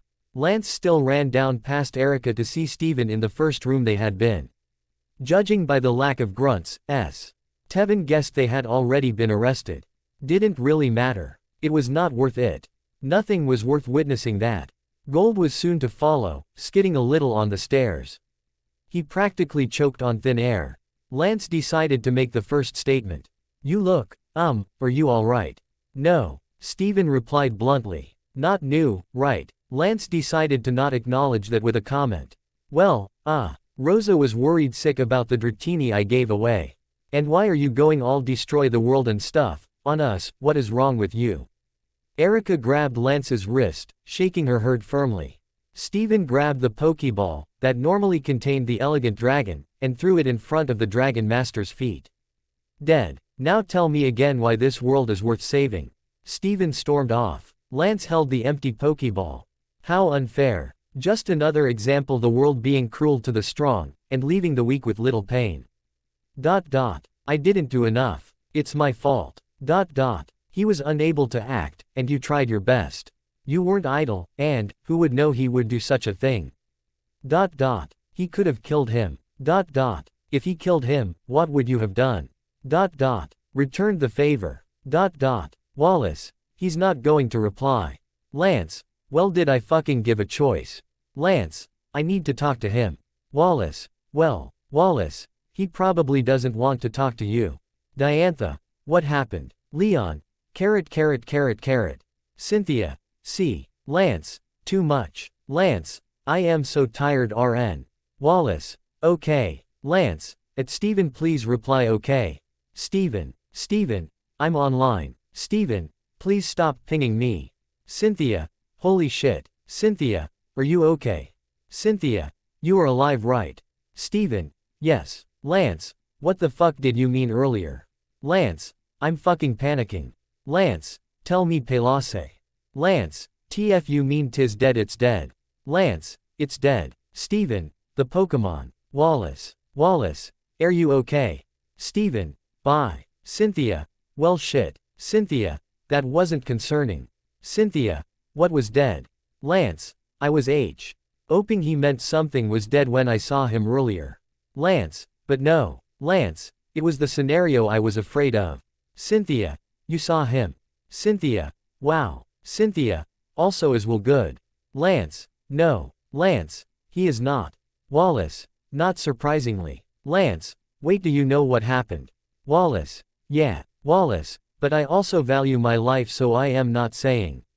Lance. Okay. Diantha. What died? Diantha. How was Steven? Lance. Lance. He has long hair now. Diantha. Huh. Diantha. That's neat. Lance. Otherwise worse than last time. Lance. And even more pro bye-bye world. Cynthia. Excuse. Cynthia. That's out of character. Wallace. I know. Lance. But anyway. Lance. I gave the mystery kid from ages ago a Dratini. Lance. Cynthia. OMG, I am so sorry. Lance. It's okay. Wallace. Oh. Lance. I think Steven was pretty guilty about it tbh. Lance. I don't know. Cynthia. Then again, who wouldn't be? Cynthia. Do you think it was his fault? Lance. No. Lance. Team Rocket. Lance. I am fucking tired. Diantha. Sounds it. Breaking news. The news reporter eagerly grabbed their papers, shuffling them a little as a video flickered to life behind them. Beside the reporter, Lance held his hands on his lap, a grim expression on his face. A man has been found dead in front of the Pokemon Tower in Lavender Town. A blue scale has been found punctured through his heart at the scene of the crime. He appears to have been a member of Team Rocket. We have Lance here tonight to speak on the matter. Lance twitched in place, his eyes trained on the image on screen. Well, yes. I'm almost certain it was another Team Rocket member responsible for the death. The scale appears to be from a Dragonair, which fits some recent league information, so. The reporter's eyebrows rose, intrigue crossing their face. So you know why the man was killed? Supposedly, yes. After a raid on a Team Rocket base that was taken place by two people, for confidentiality I will not disclose their names, one of their Pokemon, specifically a Dragonair, was murdered. Lance stared aimlessly at the corner, before shaking off the stupor, glaring right at the camera. So let me make this clear. The reporter shuffled backwards, clearly intimidated by the champion. Lance continued. Team Rocket, you have been pushing the line over and over. We are watching your every movement, so give up now and save yourself the trouble. He stared aimlessly at the television. He felt the sweat crawling down the back of his skin, as he felt his stomach churn. He held his head on his palms. A mixed bag of emotions filled him. He grabbed his Pokémon, his eyes trained on the list of contacts. Who could he talk to? His finger scrolled down to his father, but then immediately tracked to the top. There was no chance he would phone him. He wouldn't understand, or try to, for that matter. He decided on Norman this time. He was a dad. He could help. He could give him some way of helping the kid, asleep in a bed across from him, tear-stricken and cold. Some kind of guidance. He dialed the number, when a voice picked up a far younger one. May. Hey. Dad isn't available right now, sorry person. He'll be here in a second. She chirped into the phone. Steven's breath caught in his throat, as he was reminded of the fact that May and Ash were most definitely the same age. That's quite alright. May's shock was quite obvious. She scrambled, shooing away somebody that Steven guessed was her younger brother. Steven, what everyone in the Hoenn League is half convinced you're dead, in prison, or I don't know. Wallace barely talks to us, and Wallace isn't talking with you. Steven muttered. Is he okay? The girl on the other end sighed. We think he isn't, actually. He spends all his time in the champion room. Any challengers come out saw. Ying they got completely destroyed. He's training way more than normal. He spends all his time waiting for phone calls. The only time he is outside the champion room, he's going to every single contest he can find. Steven felt the guilt in his stomach. He looked downwards, ignoring how his eyes desperately wanted him to cry. Look, this is just a lot for everyone, you don't need to worry, right? May laughed softly. I was thinking it was strange. Look, Steven, I was carrying my own investigations out, and with that news report just now, I can't help but believe you must be involved. Why else would you be phoning my dad? Or why would Wallace be so unbelievably stressed and tight-lipped? I can't stress out another preteen. Just leave it, Steven replied, a slight snippiness in his tone. You don't want to be involved in this, May. She seemed almost taken aback with his tone of voice, until she nodded and sighed into the phone. Her voice was even calmer this time. What do you mean by another? You can tell me, alright. I'll keep it secret if it needs to be, or whatever. The older practically pulled out the ponytail in his hair with how hard he pulled at it. He took another almost desperate, exhausted breath of air, like he wasn't getting enough. You aren't. Look, it's my fault that everything that is going on is happening. I bet it is, anyway. I should have just dropped this the first time. Why do you think that? May asked, more kindness seeping into her voice.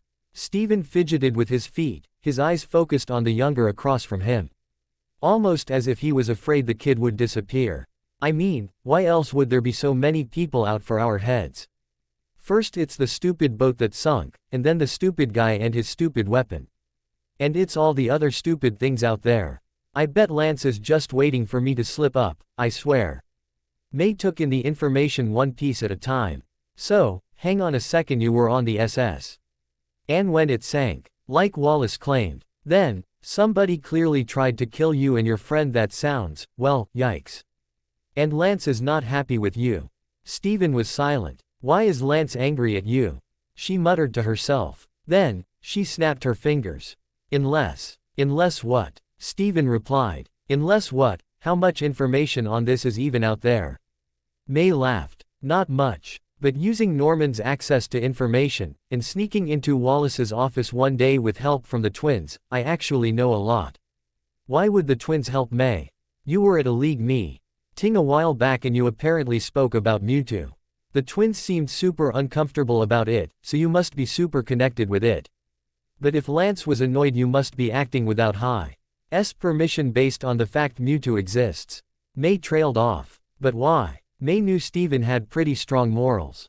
Not much would cause him to break, perhaps if Wallace was in danger, or something else. Something new. Steven took a nervous gulp of air, much to May's silent concern. Well, I have a friend. He's your age, you know, but he's so cryptic. All I wanted was his safety, and what did you do? May spoke, almost fearful of the response.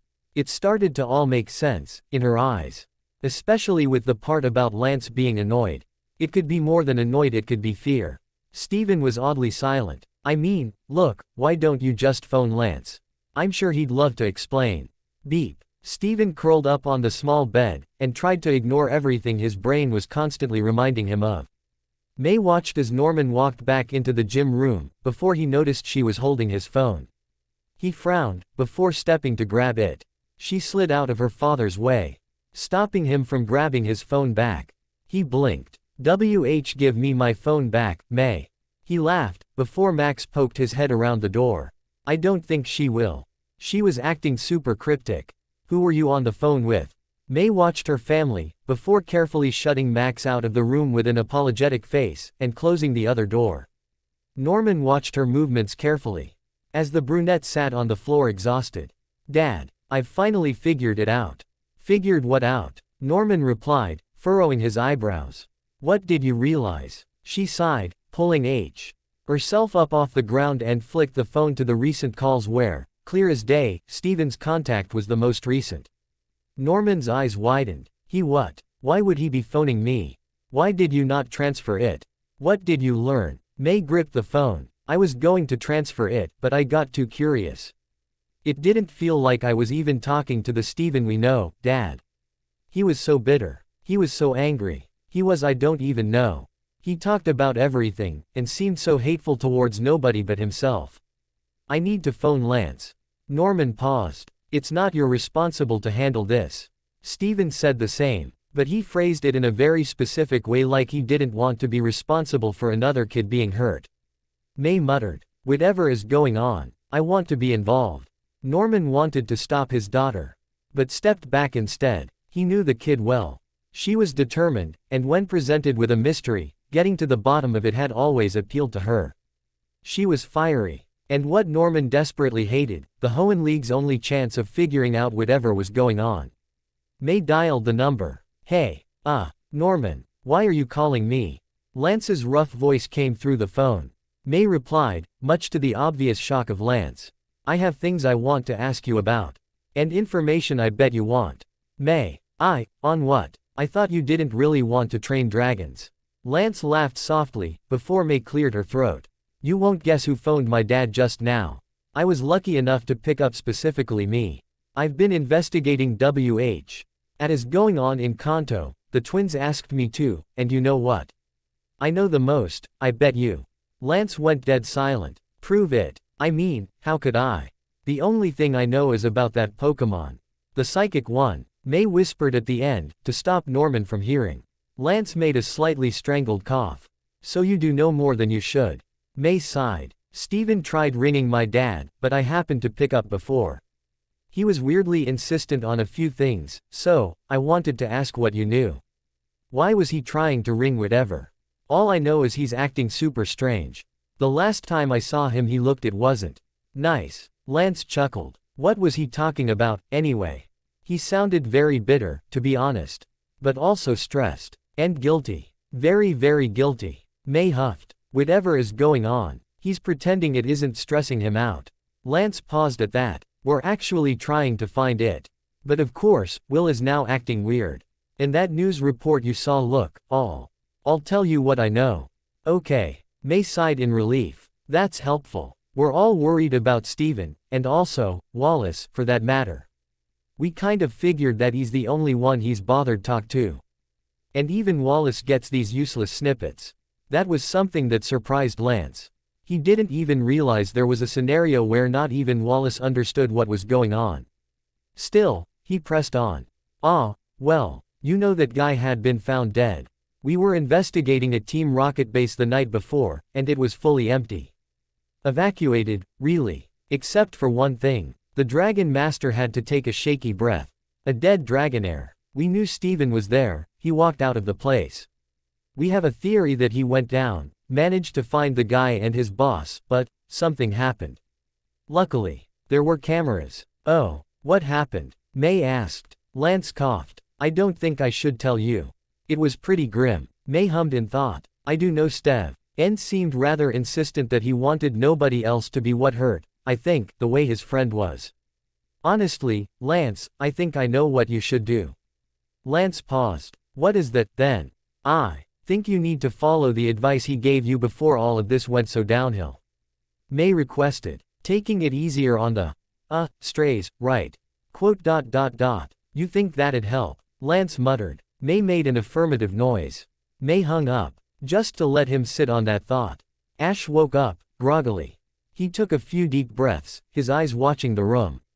The carpet was untouched, although, a small dent was in the wall near where Steven was supposed to be asleep. He was, in fact, not asleep, instead, just curled in on himself muttering nonsense. His Pokénov was thrown on the floor, its screen cracked.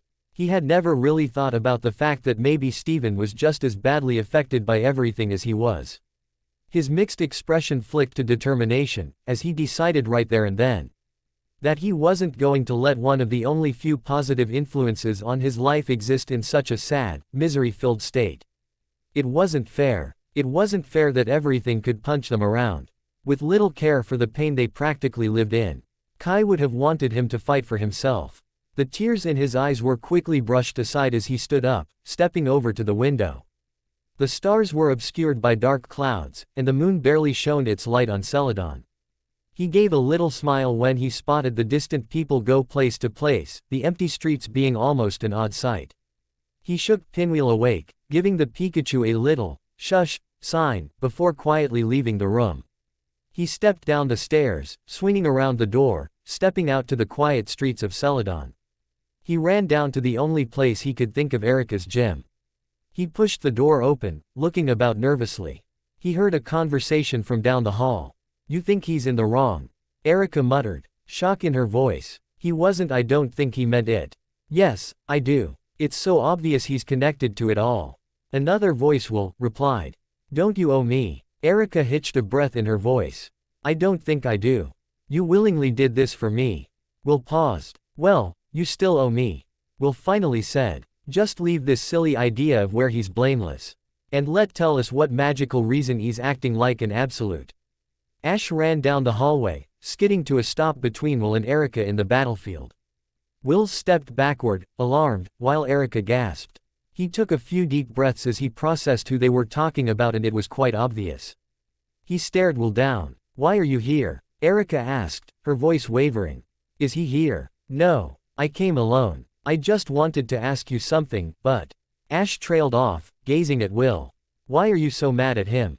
Will turned away. I don't want to say. Because you'll just tell him, won't you? I bet he's in so much denial about it he's made himself forget about it. Greater than. Ash looked at the dirt between them, as Pinwheel worriedly cooed. I don't think I'm surprised by that, though. What? I mean, think about it. He's the center of attention for so many people, and he's so worried. I mean, he's never had a break, literally. Ash huffed. There's always something. Will gazed at his palms. Before vanishing in a crack of light. Erica ran over to Ash. Why, what do you need help with? Ash stared at the beautiful garden plants filling the room. I mean, I just want to know how to help him. Erica held back a tear. You don't need to help him. You're only, 10. But he constantly helps me. It's unfair. Just be there. That's the best thing you could ever do. Hoenn League. Norman. Hey bitches, it's me, May, the best person in the Hoenn League XOXO. Flannery. May, don't steal your dad's phone. Norman. I got permission this time. Flannery. In what world? Phoebe. If Lorelei doesn't stop ringing me D. Norman. Isn't she in Sevi? Phoebe. Yeah, she is. Phoebe. Like my queen, I can't make Wallace pick up.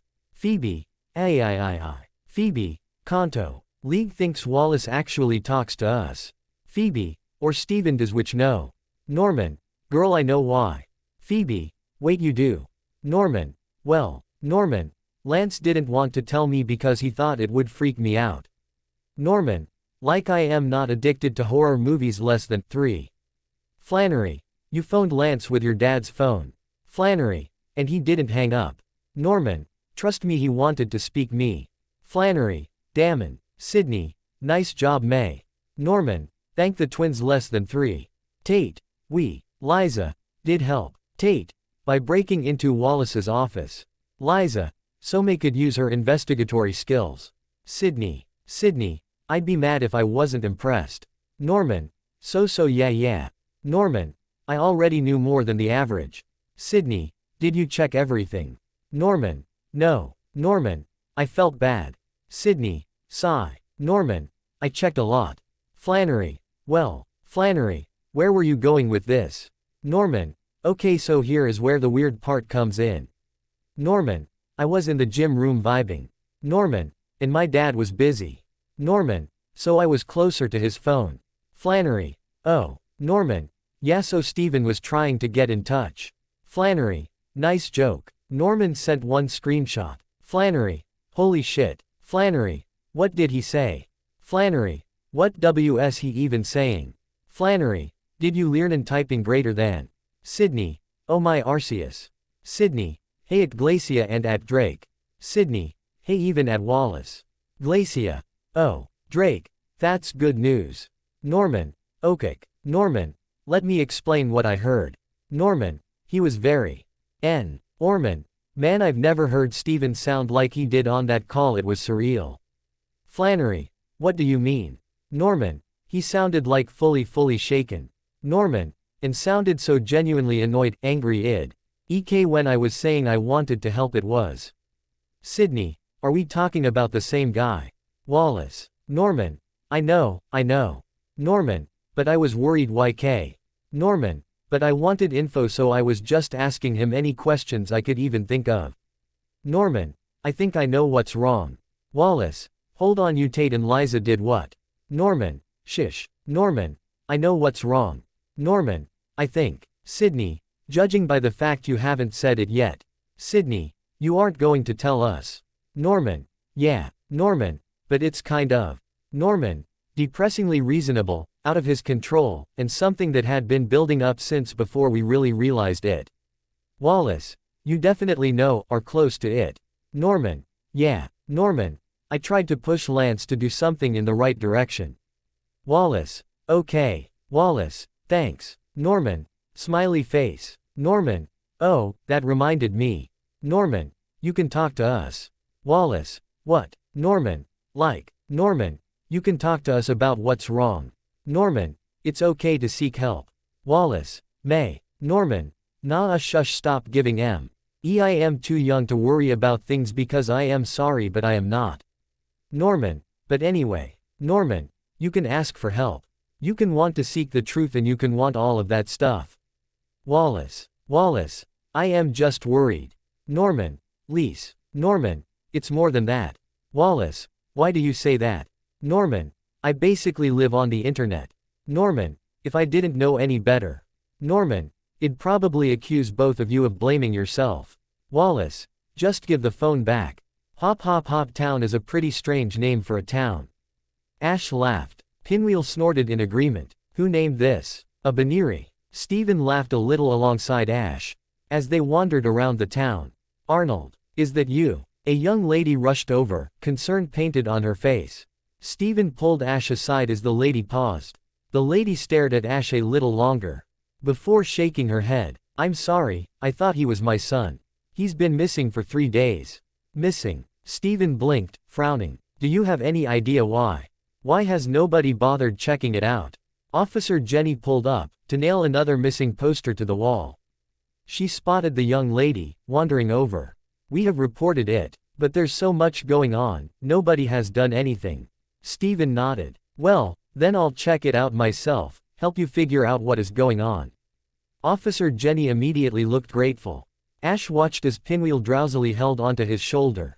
And his face melted to one of panic. Pinwheel. The officer sighed. Everyone's Pokemon is acting like that. Even Pokemon at the Pokemon Center. A small device on her belt beeped at that moment. With a small red light flashing. Steven stared at the device, adjusting his sleeves a little. The officer lifted it up. Sorry, I'm tracking sleep waves. Sleep waves, huh? Steven muttered, as the officer ran to chase the signal. He and Ash followed mostly out of their own genuine worry for the people and children. It ended up leading to a tall building, at the top of which were well-trimmed bushes. Alongside a rooftop mansion, it was elegant, to say the least. Officer Jenny still strode forward, opening the doors. A Hypno and a Drowsy were resting on a podium. Sue. rounded by men in perfect suits with combed back hair. They looked back over, surprised. "Oh, officer. What are you doing here?" "Well, we're having issues with sleeping waves." "So, what is going on?" Jenny demanded. She fished out a radio. The men chuckled. "We're just members of a Pokemon fan club. And we all love Hypno. See, we're all insomniacs, and we realized we could use Hypno to help us sleep." Jenny paused. Steven stepped forward, pressing some fingers to the bridge of his nose. "Don't you realize how irresponsible that is?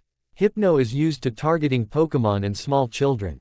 So trying to get adults to sleep could affect people around you. As well, it messes up your melatonin levels.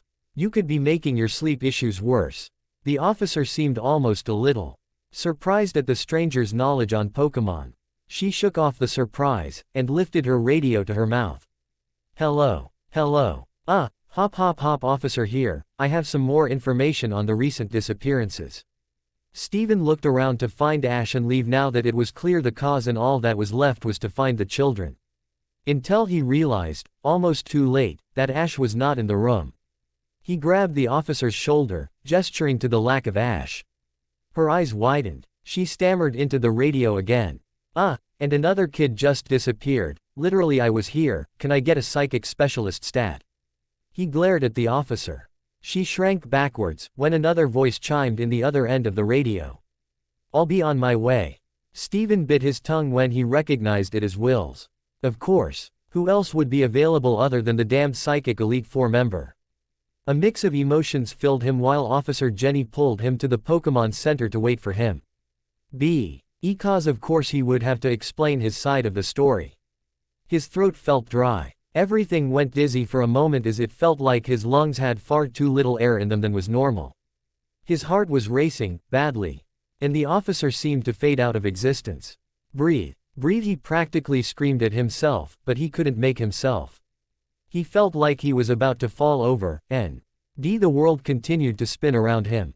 He felt cold and hot at the same time, and everything didn't stop moving in wavy movements. Officer Jenny was sort of unsure what to do when Will appeared in a crack of light. As the man usually did, and visibly flinched, spotting the stranger beside her. So, a Hypno was using hypnosis on people. So it affected people around and she looked back over to where the stranger was sort of frozen, breathing in and out quickly. Will sighed. Right. So, Daigo here was with, his friend. Will muttered. It was quite a lot not to use their actual names. But he didn't want to cause anything worse to happen. Especially with how panicked he could see the man was. The officer looked over at him. Yeah, do you mind saying something? Will shook his head. That's not going to happen. The man fell forward, and Will caught him, much to his own chagrin. What's the matter? Are you scared? Surely it's because you know how strong I truly am. Will pushed his own fears down as far as he could manage as he shuffled and placed the unconscious man down on a nearby bench. He threw up a ball to release Apollo, and whispered the situation to the Zatu. He released Phoebe soon after, and told her the same. I'll have Apollo stay here with the man, and Phoebe will help us find the kids. Will explained. Phoebe flapped her wings, and glided away. The two followed the Pokemon, leading them to a small park. Kids ran around, pretending to be Pokemon amidst the trees. Will stopped dead, staring at the scene, before crouching down in front of one of the young kids. The officer stayed silent. Yeah, hypnosis did this, Will muttered. His Zatu went over to where he was, before nodding. He grabbed his Exegutter's Pokeball, and threw it up, releasing the odd psychic type. The Pokemon tilted its head, watching the odd kids. Wake these kids up, alright. The Pokemon nodded, releasing a wave of psychic energy, and the kids stood up one by one with dazed expressions. Officer Jenny looked grateful, and started herding the kids away. Will searched, momentarily, for the one kid he actually cared about finding. He ran over, helping Ash up. What happened? He mumbled, rubbing his eyes. Will bit his tongue. You just had a nap. Hypno, am I right? Oh. Ash mumbled. Where even am I? Will shook his head. It doesn't matter. Let's just get back to where you are supposed to be. He grabbed Ash's wrist, teleporting in a spot of light after returning Phoebe and his Exegutter. Ash practically fell over from dizziness from the teleport. But he didn't really care about that. Ash stared at the unconscious state of his friend, beside the Zatu who pecked him with worry. It then clicked in his head. You didn't. No, I didn't. Will turned away. You're right. Ash paused, before giving the man a thankful smile, fishing out a small scale carefully placed on a necklace.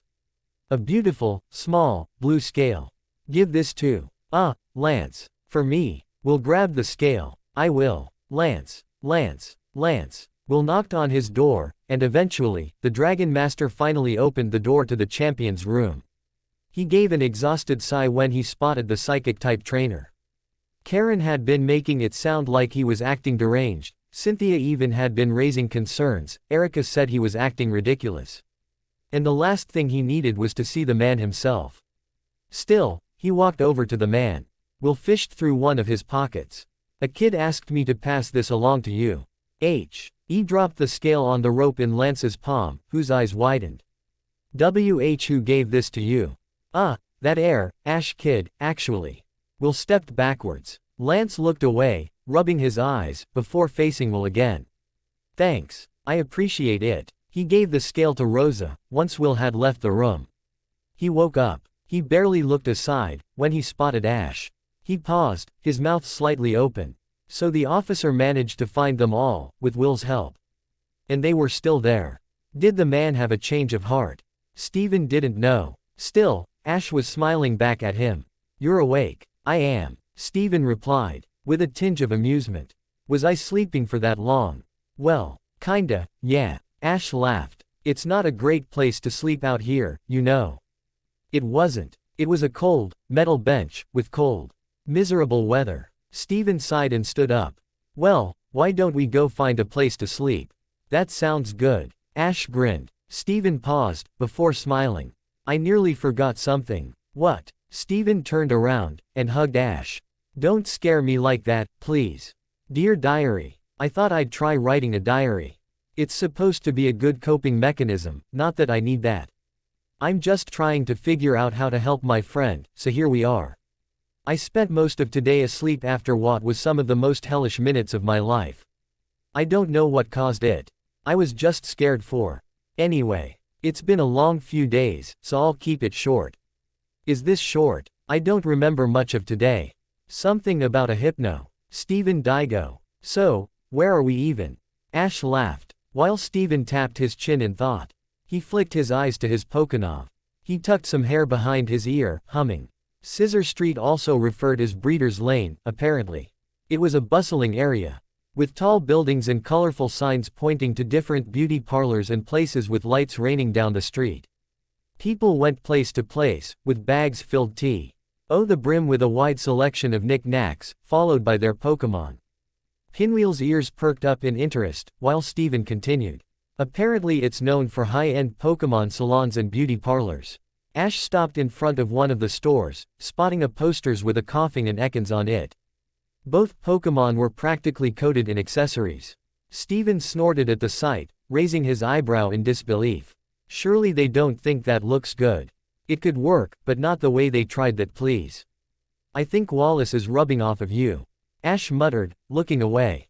Unfortunately, Steven managed to catch the statement. He is not. I simply pay attention. Ash laughed to himself as they passed the salon in question. A young woman cooed over her Raichu and Dodrio, who were accessorized to the same extent. Steven rolled his eyes, striding away to avoid looking at it any longer. A young man that Ash distantly recognized as Brock took deep breaths in front of a less crowded storefront. Steven looked back over at Ash, before walking behind Brock and gently tapping the man on his shoulder. Are you alright? He asked, a smile on his face. Brock yelped, before turning around. Yeah, I've always wanted to come here, Daigo. Steven introduced himself, holding out a hand for Brock to shake. Brock grinned, as Ash curiously pushed the door open to the salon. Brock blinked in surprise, stepping inside to be with them as Steven practically dragged him inside. Brock didn't complain. He wasn't going to enter on his own anyway. Hello. It's so nice to see you. A young lady waved to them. Brock shook himself out of his stupor as the young lady gently rubbed a Chansey. I'm Susie, a Pokémon breeder. It's nice to meet you. Brock finally took a deep breath, holding a palm to his chest. I think I want to become your pupil. Susie gasped. I'm so sorry. I don't really have time for students. I have such a busy workload. She laughed nervously. Ash looked curiously at Brock. Why would you want to be her pupil? Brock sighed, glancing to the windows. Well, she's such an accomplished and popular Pokémon breeder. I mean, look at the Vulpix. It's so perfect. It's so clear she is so amazing at her job. Wow, thanks. It's been a while since somebody complimented me so much. Susie laughed, smiling brightly. Susie poured some tea for the group while Brock hummed in thought while trying to come up with some food for Pinwheel. Steven leaned back in the chair, sipping it slowly. Brock placed the bowl of food down for Pinwheel, who sniffed it nervously, before eating it quickly. Susie glanced back at Ash, who had introduced himself as Satoshi as usual. Your Pikachu has slightly dull fur. Does it feel alright? Susie asked, concern written over her face. Steven laughed and shook his head. Oh, no, we just travel a lot. We can't really afford to make the best food, so we make do. But we try our best to keep the Pokémon healthy. We don't eat a lot of good food. Ash added, laughing gently. But we make sure the Pokémon get enough nutter try, yeah. Susie nodded. I can see that. No worries. Vulpix sniffed the food Brock had made for Pinwheel, nervously chewing some of the kibble. Susie looked genuinely surprised. Oh wow. Vulpix doesn't usually eat anything I haven't made myself. What's all that fuss about those overdressed Pokémon? Steven asked, swishing the tea in his cup. Susie glanced aside, her nose twitching in disgust. Since that Salon Roquet opened up, trainers are trying to make their Pokémon look all flashy. I don't. I prefer to bring out the inner strengths and personality of Pokémon. That's a cool goal. I think you're right. Ash grinned. Steven shrugged. I don't think dressing up is bad. It can work well in contests. I mean, the outfits Wallace comes up with. Wallace? Susie asked. Steven was hit with the whiplash of the fact not everyone practically admired Wallace in Kanto. He flicked his Pokénav on, showing Susie a video of him and his melodic. Susie's eyes widened. Wow, that is rather pretty. But he doesn't keep them in that outfit all the time, does he? No. It's just for the show.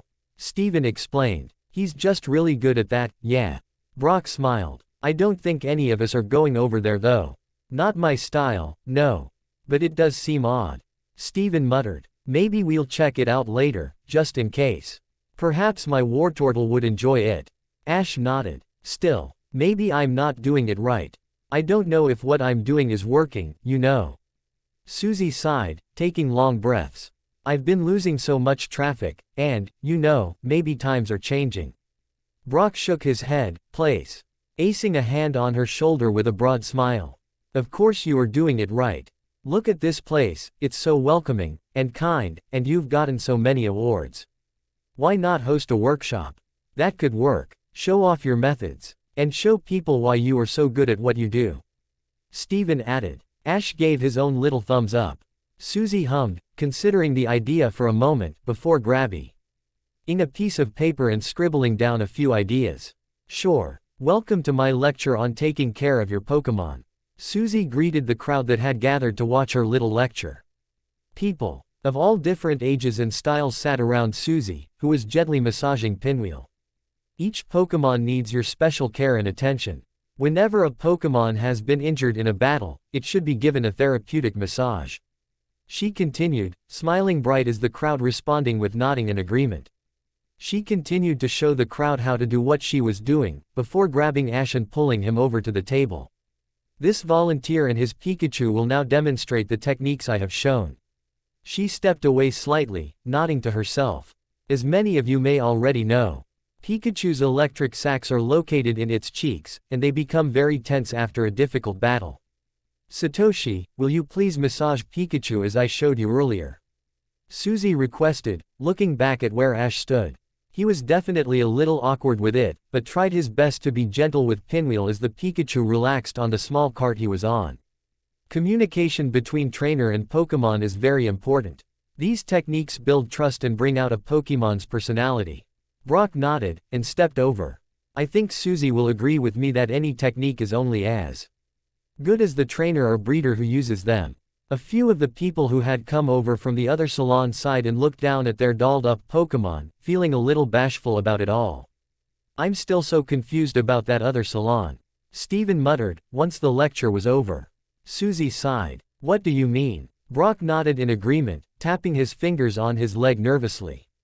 I mean, yeah, and Ekans and Coughing were on that poster.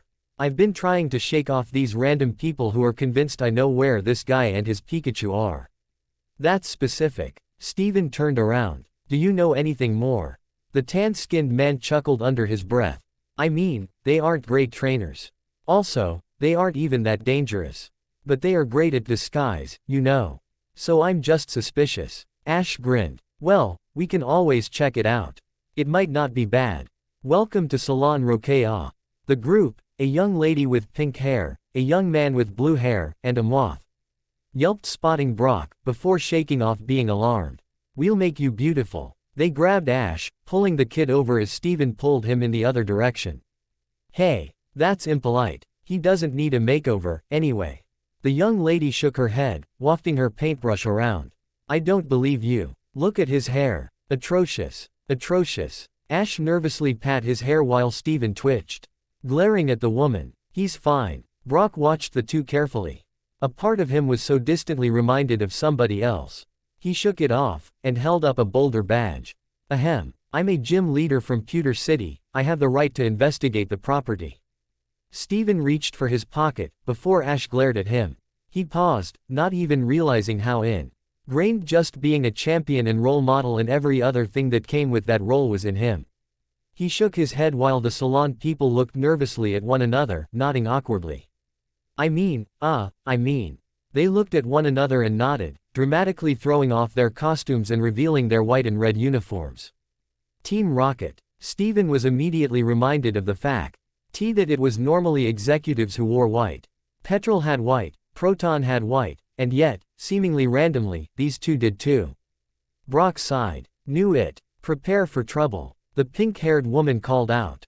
Ash suddenly remembered the group from Viridian City. Were these the same? After the motto was over he realized, yes. Yes they were. Jesse, James and Meowth. Kono. Steven threw the Pokeball up in the air, releasing the Primeape. It grinned, glaring down at Meowth and the now-released Ekans and Coughing. Vamos. James looked back at Meowth. What did the Primeape say? No hablo español. Meowth replied, shrugging. The light blue and gray-haired man looked at the Meowth for a long time after realizing it spoke Cantonian before in the motto. Cross-chop. Ekans. Dig. Jesse called. James nodded. Coughing, use sludge. Ash called out as Pinwheel leapt from his shoulder. Thunderbolt. The trio were launched into the air, screaming as they were, blasting off again. Brock turned to the two who had battled. Wow, you two are really strong trainers. Ash blinked. Thanks. Seriously. I can tell you are working hard.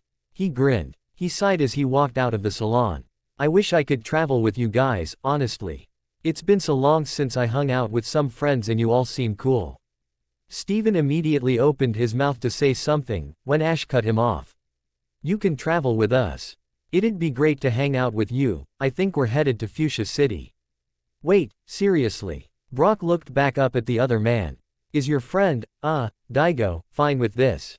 The man in question gave a patient smile. Yeah, thank you so much for helping me gain confidence in my salon.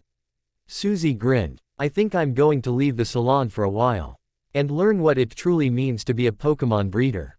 Brock nodded. That's a good idea. I'm still a student, and I guess we're rivals. Susie smiled brightly. She looked to where her Vulpix was, who was currently nudging Brock nervously. She sighed. Although, you're the first one Vulpix has ever shown affection to. Could you please take care of Vulpix while I'm on my journey? Of course. I'd be honored to. Dear Diary. I'm trying my best to not think about what's been going on lately. It's better to ignore it so Ash can focus on the gyms, which is better to think about than the mess that is going on right now. I think Brock might help with that. We won't be talking about it, anyway, and we'll get a chance to talk to more people that aren't, well, yeah.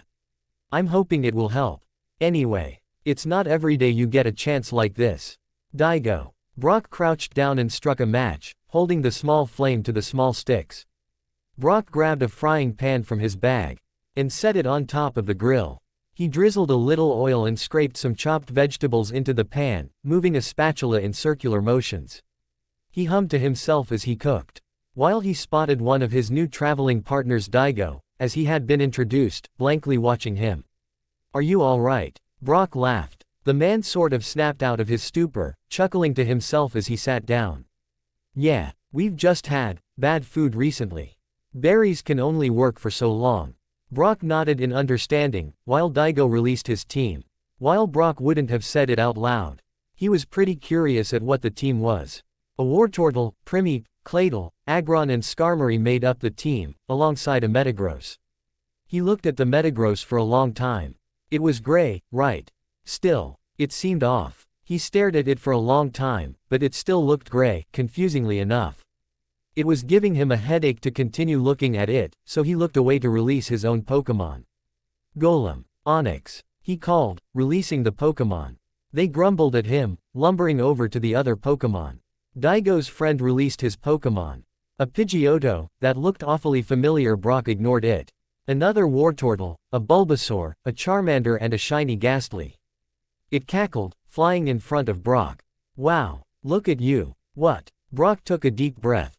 "Am I hallucinating?" Satoshi glanced over to where the Ghastly was, and shrugged. "Nope. Micah is just like that." "Of course. What else?" Brock sighed, fishing through his bag for the pokefoot he had prepared for the Pokémon. He fished out a collection of bowls, and the other two helped prepare the food for the Pokémon while Brock continued to cook. He mixed the fried vegetables he had prepared with a soup-like mix he had began boiling. Stirring everything together, he ladled some food into a bowl for each person. Satoshi was far more willing to try the food than the older, who seemed to stare at it as if it was poisoned. He scooped food into his mouth incredibly quick, before sighing in happiness and laying the bowl down in the grass gently. "Thanks, Brock. That tasted great. Wow. I'm not very good at cooking, I only know like 3 recipes. I can use a microwave. And look at a recipe." Daigo mumbled, having one spoonful of food, before continuing the slow pace of eating. Brock stared in a disturbed awe. "You've been living off of 3 recipes and canned food." The two looked between one another, before Daigo decided to respond to Brock's concern. "I mean, it was enough. They were good recipes." Satoshi grumbled. The Pidgeotto huffed, and slapped him with her wing. The kid turned around and started complaining at the Pokémon. Daigo paused as Brock chuckled under his breath at his antics. Brock watched Satoshi tumble after Pidgeotto while the Skarmory flew after the Pokémon. "Is this normal?" "Yeah." Daigo snickered a little, a fond smile on his face. Brock shrugged and had some more food. His phone rang and his face fell as he spotted the contact. Daigo watched his expression carefully. He held the phone to his ear. Brock sighed. "Hey, Lance. What do you want?" Satoshi paused himself, as he and his Pidgeotto rushed to get back over. Brock didn't question it, who wouldn't be interested in what the champion of a region was saying. Even if Lance was mostly obsessing over foreign things and stuff Brock didn't care much about. "Well, Brock, you mentioned a while ago meeting Steven at Mount Moon. I wanted to ask you about it." Daigo grabbed Satoshi's wrists to stop him from nervously chewing his nails, before immediately reaching to do the same. Brock would have laughed at the oddly domestic affair if he wasn't on a call with his boss. "Lance, I don't remember much of it, and I'm out camping with some friends. I'm not even the current pewter leader, and you said yourself that you wanted me and Misty out of the gyms more." Lance seemed unsure on how to reply that, before sighing. "It's important, though." Brock rolled his eyes, before scooping some more of the dinner he had cooked into Satoshi's bowl, on noticing he clearly wanted more of it by the puppy dog eyes he was getting. "Lance, I get you've been, whatever, about it. You've spammed the league chat with it enough, anyway. But you need to give it a rest. There are worse problems. Like Team Rocket. Or the issues I told you about, literally anything else." Lance huffed. "But this is a massive problem. And you don't have a solution for it, even if I told you everything I know. He's been avoiding you, so why are you playing hide and seek instead of doing something?" Brock groaned. "Like I tell my siblings, man, skip this question and go back to it later." Lance didn't have a kind of reply for that, so he simply hung up. Daigo had slid his bowl back over, leaning against the log that they had camped near. What was that about, then? Brock sighed. I'm really not supposed to say, it's a secret for the league. He fidgeted with his gray and orange vest, spotting that Satoshi had returned to training his Pokémon. He started putting things away idly. I mean, it's a big deal. A champion who's missing. Everyone is freaking out our end, but I'm not worried. One of the strongest trainers in a region isn't going to be dumb enough to be thinking this stuff through. Daigo seemed incredibly bashful at that statement. Anyway, I'm more concerned about that Johto guy. He's acting weirder than anything. Brock snorted. And he's actually our problem. Brock grabbed his tent while Satoshi and Daigo set up their own tents. By the time the moon was up, everyone was pretty much fully ready for bed anyway. He reached into one of the front pockets of his bag where he normally kept a bottle of sleeping pills. He didn't usually have much trouble with sleeping, but he was just one of those people who had more problems than Mo. Saint, and when he was on the road it was better to be safe than sorry. What are those? Daigo pointed at the bottle in question. Brock nodded. I don't sleep well on the road, so. He rattled the container. The man across from him seemed oddly interested. You think they'd help with sleeping issues like mine? You have what kind? Brock began, before cutting himself off to finish the sentence. Luckily, the guy seemed to understand what he meant. Just stress, sleep paralysis, stuff like that. I only get, 3-4 hours, usually. That's if I sleep at all. Or don't have a nightmare. Or have a night where I wake up every half an hour making any sleep worthless, but he left those points left unsaid. Brock blinked, before shaking out 2 of them and passing them. I don't know, but you can try them. You should probably get that checked out, though. It's not that bad. He laid down in the grass. His eyes were transfixed by the stars while he took deep breaths. A slightly chillier breeze came over him, almost as a reminder that it was moving into the colder seasons of the year. Which wouldn't be too bad. Kanto never really got that cold, but as a man native to a land that was almost constantly hot. Before being cold simply because everything was built for that hot, it would be an adjustment. He held up his Pokémon, watching the blurry pixels that made out the names of his friends, colleagues. People he'd known all of his life. The conversation he had with May came to mind quickly, as he ignored the regret that pounded in his chest. His hand hovered over his father's number, before. In almost spur-of-the-moment decision he didn't really understand, he blocked the number. He didn't want to even think about the piles and piles of worried texts, so this was the next best option. He pocketed his Pokémon again, and grabbed the small pills he had asked for off of Brock. He sat up, grabbed his flask of water and swallowed them, slowly walking back to his tent. He relaxed in the sleeping bag, closing his eyes. In what seemed to be in stark contrast for what had become his new normal, he fell asleep after a few deep breaths.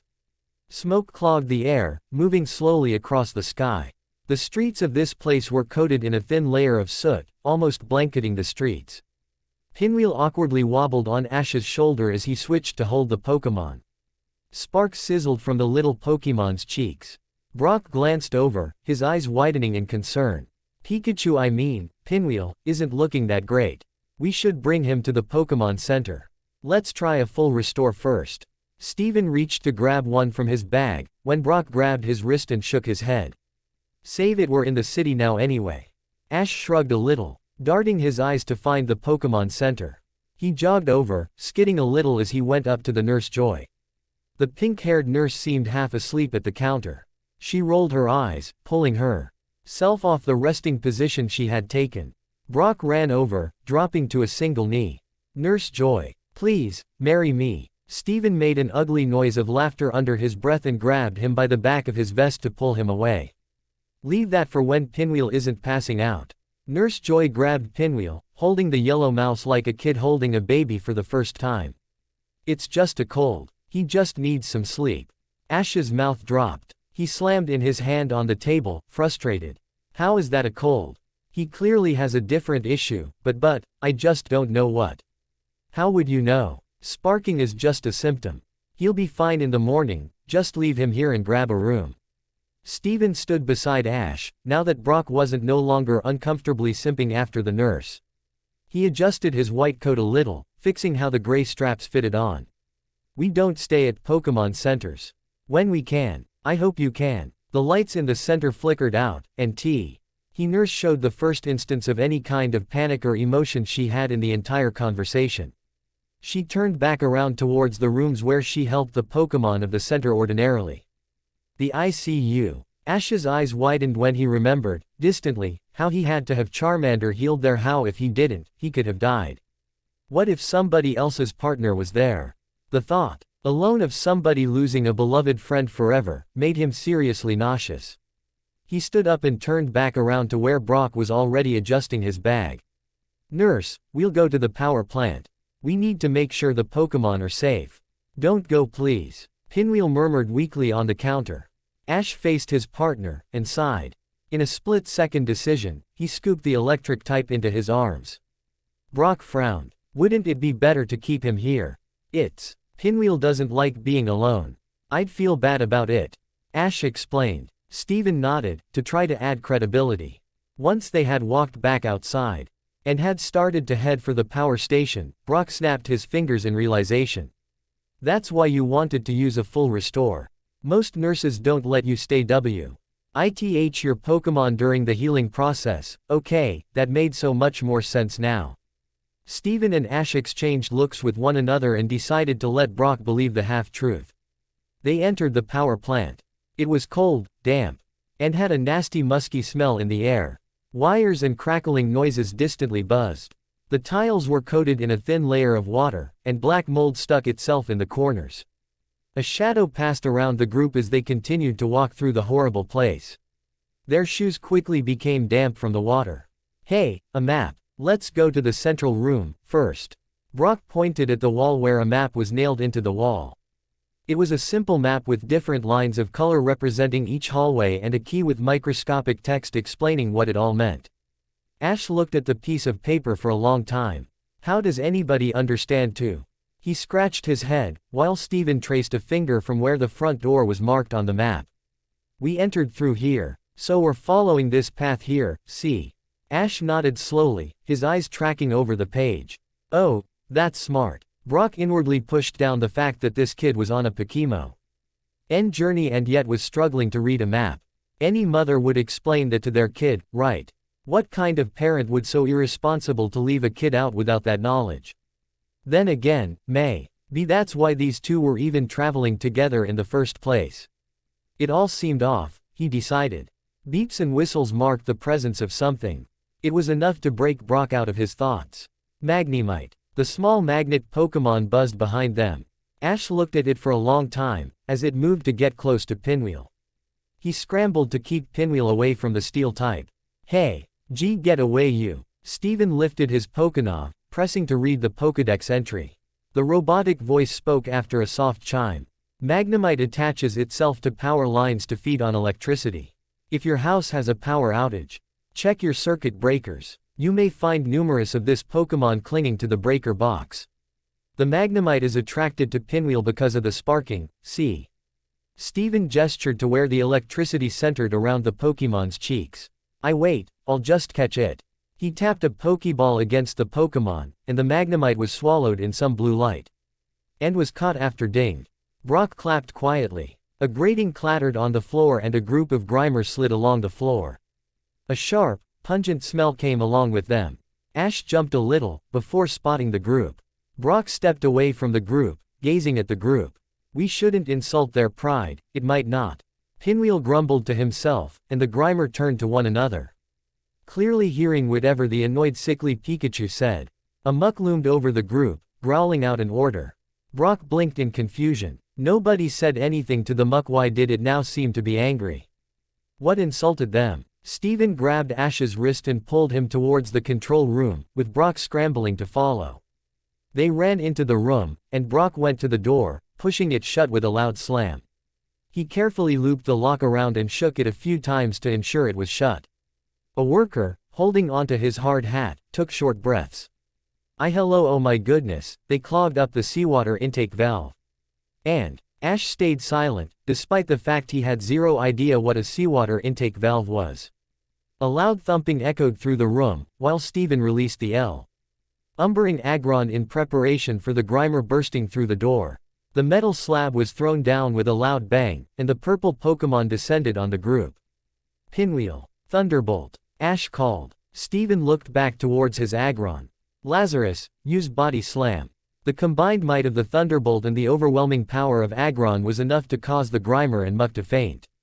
Ash looked at the Muck for a long time, and threw a Pokeball at it. It was swallowed in some blue light, before vanishing again as Ash scrambled to transfer it over to Professor Oak. The workers scrambled to their feet, staring at the water intake. It's still filled with them. Steven passed the man the Magnemite in a Pokeball, and the man looked genuinely surprised as he released the electric type. Keep him, don't need a Magnemite. A part of him laughed at the fact that he was willing to keep a Primeape and a Wartortle and not the Pokemon that was his actual type speciality. The man nodded. Well, my son always wanted one, so. Now, Magnemite. Thunderbolt. Pinwheel, go hit another. Ash cheered. The bolts of electricity sparked against the Grimer in the intake, and the group shuffled to get away. The lights in the plant flickered a little, before brightening up as they fully turned back on. Steven sighed in relief, while Brock caught his breath.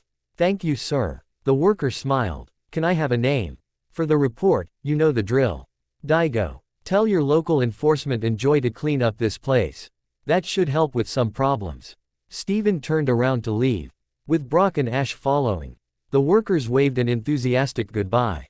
Steven was very glad when they managed to convince Brock to camp out instead of sticking within the city. With the excuse of, well, it wasn't a very nice city, continuing to travel had become a very good idea.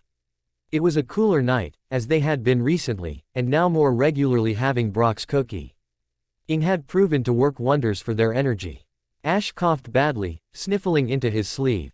He grabbed his jacket a little, taking a few breaths as his stomach churned. Brock turned around from where he was cooking. Are you feeling all right? You might have got sick from that power plant. Steven lifted a hand to Ash's forehead. You're definitely feverish. He grabbed a blanket from his tent and passed it to Ash, before fishing through his bag to pass a flask of water to him too. Brock nodded. You just need to sleep on it a few days, okay? Ash nodded and shuffled off to his tent to go and try to sleep. Brock scooped some food into a bowl for Steven, and passed it to him. Here, you need to eat. Steven awkwardly sifted a fork around the bowl and chewed some of the food in the bowl slowly. He liked it. He swore to himself, he just really wasn't in the mood to eat.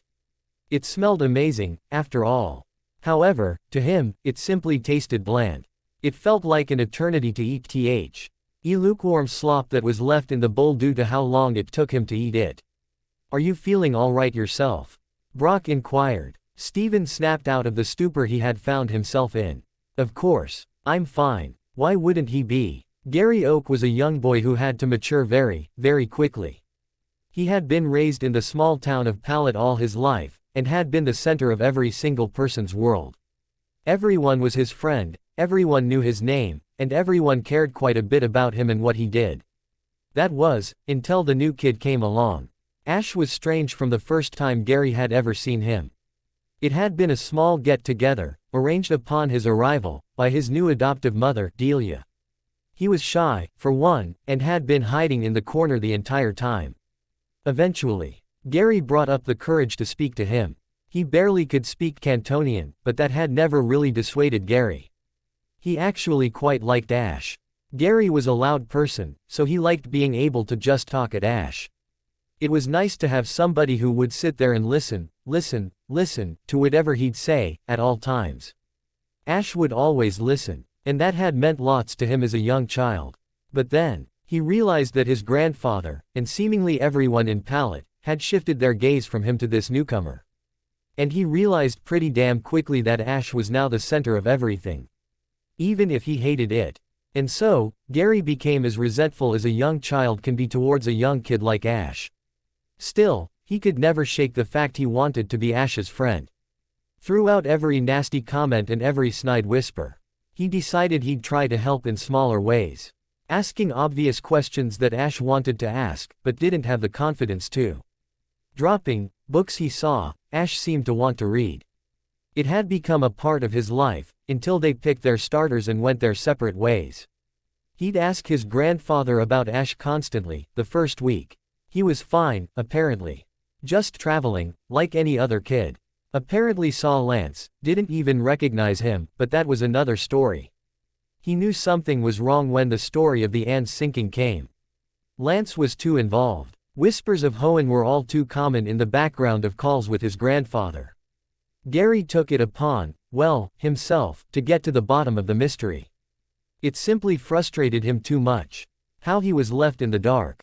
He would research this beast, and he would figure every last thing out. His horde of girls had grown concerned over the obsessiveness he had with this task, which lasted a few days spent after his gym fight with some nobody gym outside Saffron. There was nothing, just the general stuff that everyone fucking knew. Yeah, the boat sank. He wanted details. And details he would get. It started when he stopped looking for news stories. He went to a blogging site, where, luckily, he found a blogger comment on their experience on the Anne. It was hidden the blogger was not interested in the story being taken up by news sites. Gary knew he struck gold reading it, though, as the comments of Hoenn made sense amidst comments of Steven being present that day. Gary remembered, distantly, his grandfather mentioning that Steven and Ash had been traveling with one another for a very short amount of time. The blogger said nothing more on it, with some poor descriptions of the two's outfits. He asked his artist friend to draw the descriptions, so he could visualize it better. And so, Gary came to the first of a few horrible realizations he would on this deep dive into finding Ash. 1. Steven, while the Hoenn League seemed quite capable of skillfully dodging the question, was definitely missing. However, Gary was already a doubter. Then he came across the forums, hell-bent on finding Steven.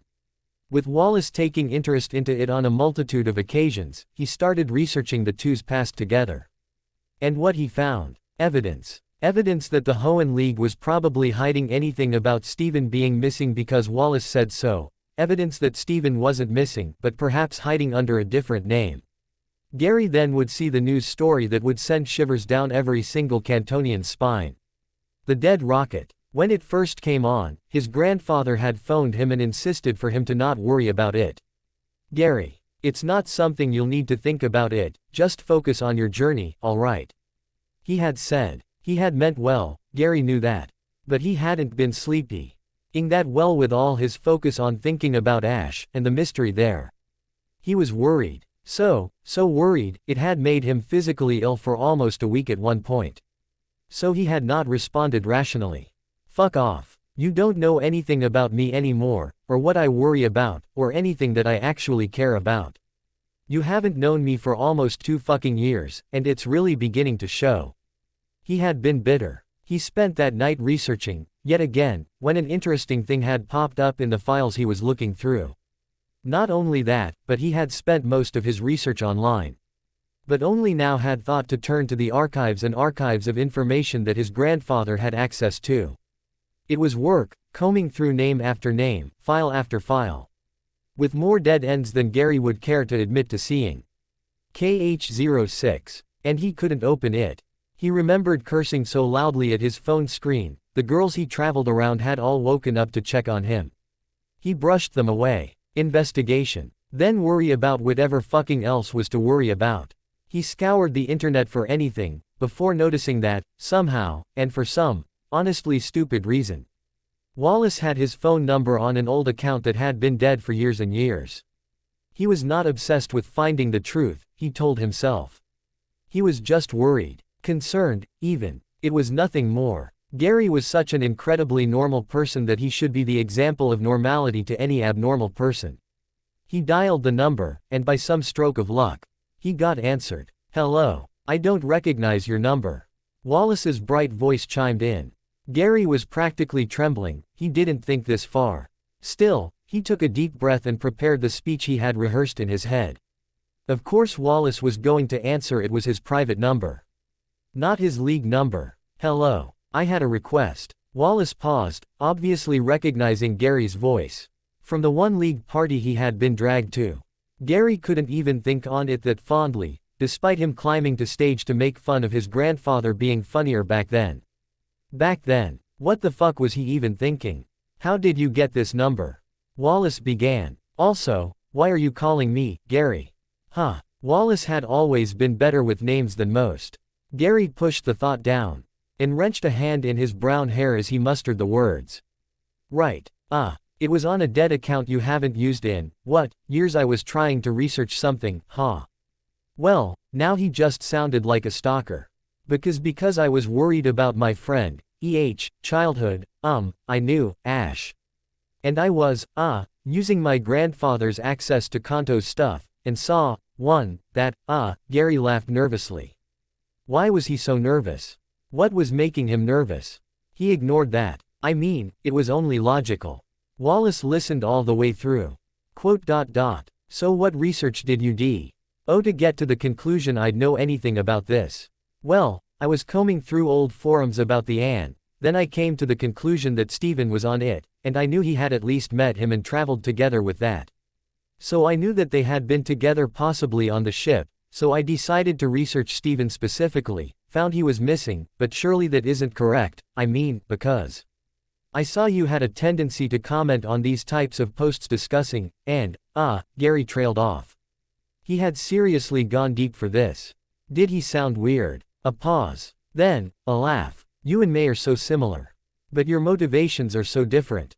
What's your username on that platform? Your username. Perfect. He had opened a notebook to collect his thoughts and it came with another sickening realization. That being, the reason Ash seemed so quiet and shy was so much darker than he could have imagined. And he decided right fucking there he was on his friend's side, to an extent. The phrasing on some of this stuff really began to paint Steven as sort of mentally unstable, and along with a disturbing account written by Lance on how he seemed to act the last few times they had met. Gary came to a few conclusions. He dashed a little list, the blue pen he was using become drier with every stroke on the page. 1. He was going to find Will, because the ammo. Of times in the more disturbing later notes his name cropped up was simply too interesting to ignore. Research. 2. He was going to punch Lance and Steven the next time he saw them. 3. He was going to commit a various amount of crimes against Team Rocket. He shut the book he held on his lap, sighing deeply as his Eevee gently rubbed against his leg in concern. The moon gently spilled over high. As he overlooked the valley in front of him, and the small Pokémon glowed gently. Gary wasn't surprised that the Eevee evolved into Umbreon. The nights on nights, Eevee was there. By his side while he scrolled on posts made years ago, documenting every last detail on every last Pokémon, documenting the smallest discrepancies. It had been, 2-3 weeks. He was pretty sure everyone around him had lost faith him ever giving this venture up. A girl of his group ran over to him. Hey, we're gonna, check out this Diglett project. You can come with us, we thought we'd win the hot spot prize for you. Since, you were all stressed. An Umbreon cooed beside him as he straightened up, slipping on his dark gray jacket. Sure, I'll come along. He is 12 years old. The foreman huffed sharply as Diglett popped up around him and his heavy construction equipment. Gary strode over, his Umbreon accompanying him proudly by his side. The foreman gestured to the Pokémon around. They are stopping me from building the dam here. Cursed things. He kicked uselessly at the Digletts. Gary turned around as Brock and 2 people he had never seen in his life walked over. They seemed a little tired, as Brock distantly mentioned seeing people after being lost in the mountains. Gary then stared at the kid beside Brock. Brock had called him Satoshi. Oh, well. That was an easy lie to see through.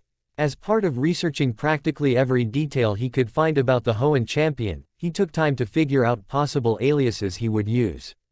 He then saw that Steven followed an account called Daigo on the same platform which seemed to have nothing. It would be unnoticeable, seeing as Steven followed quite a few people on the platform, but he took the time to figure out where that even came from.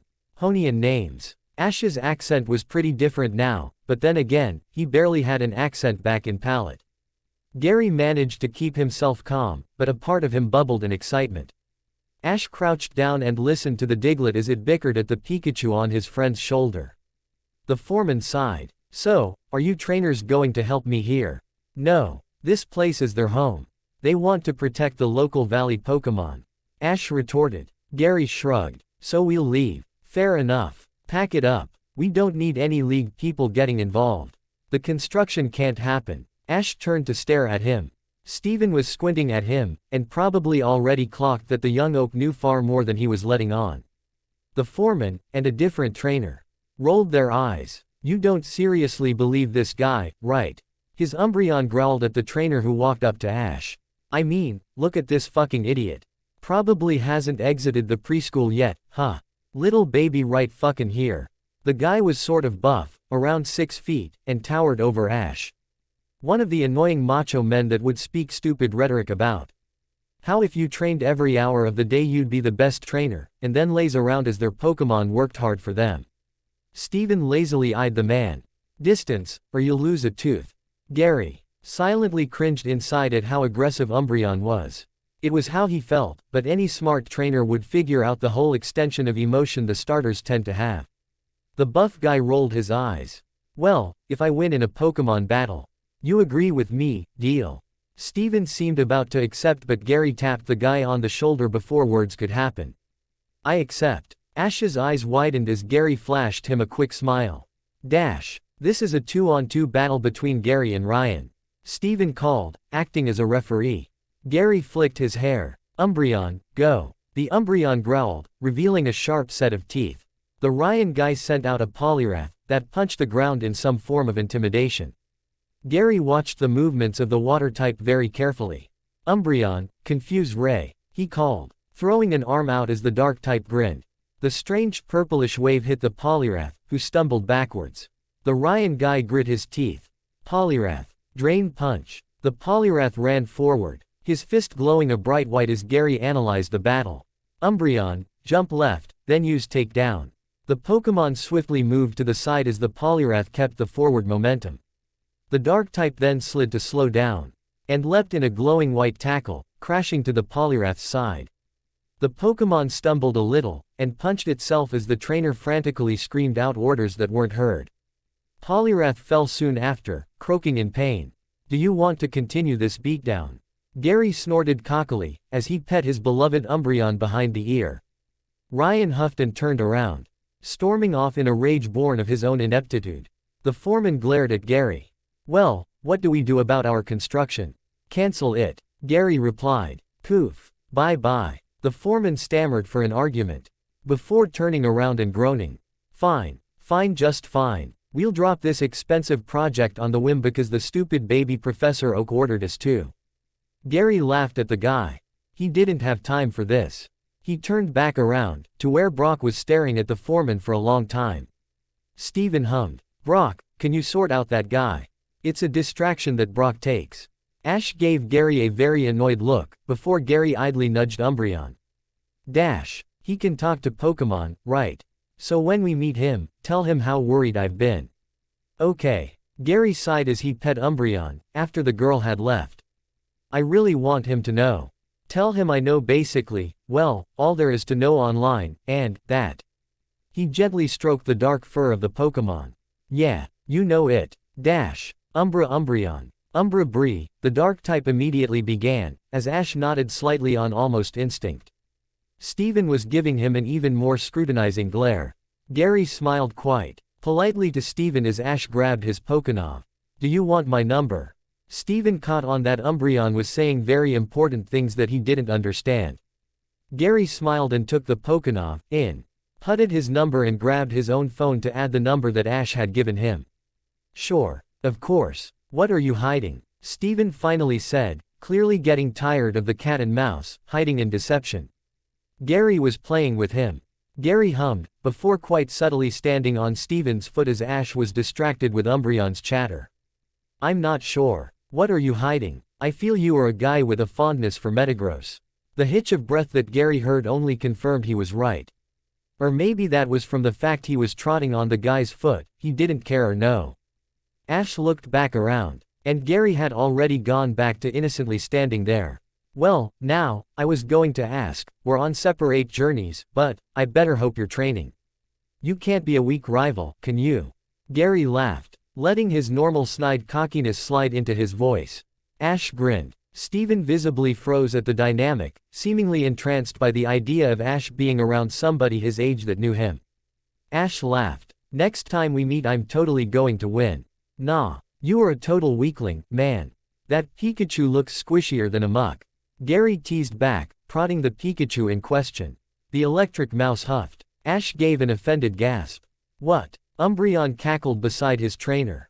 Gary then flicked his eyes to where Steven stood there, looking kind of stupid. Oh, by the way. Message your friends more. He strode off back to the car and girls, slid into the front passenger seat, and waved a goodbye. Sue. One of the girls turned to him. When are you going to ask him? Ask him what? Gary laughed in mild confusion.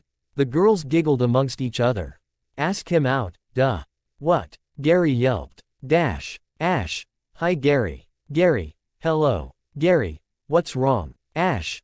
Not much really. Ash. Ash. Stuff isn't the best but. Ash. Your Umbreon said you kind of get the gist of it all anyway. Gary. Yes. Ash. I am kind of worried about my friend.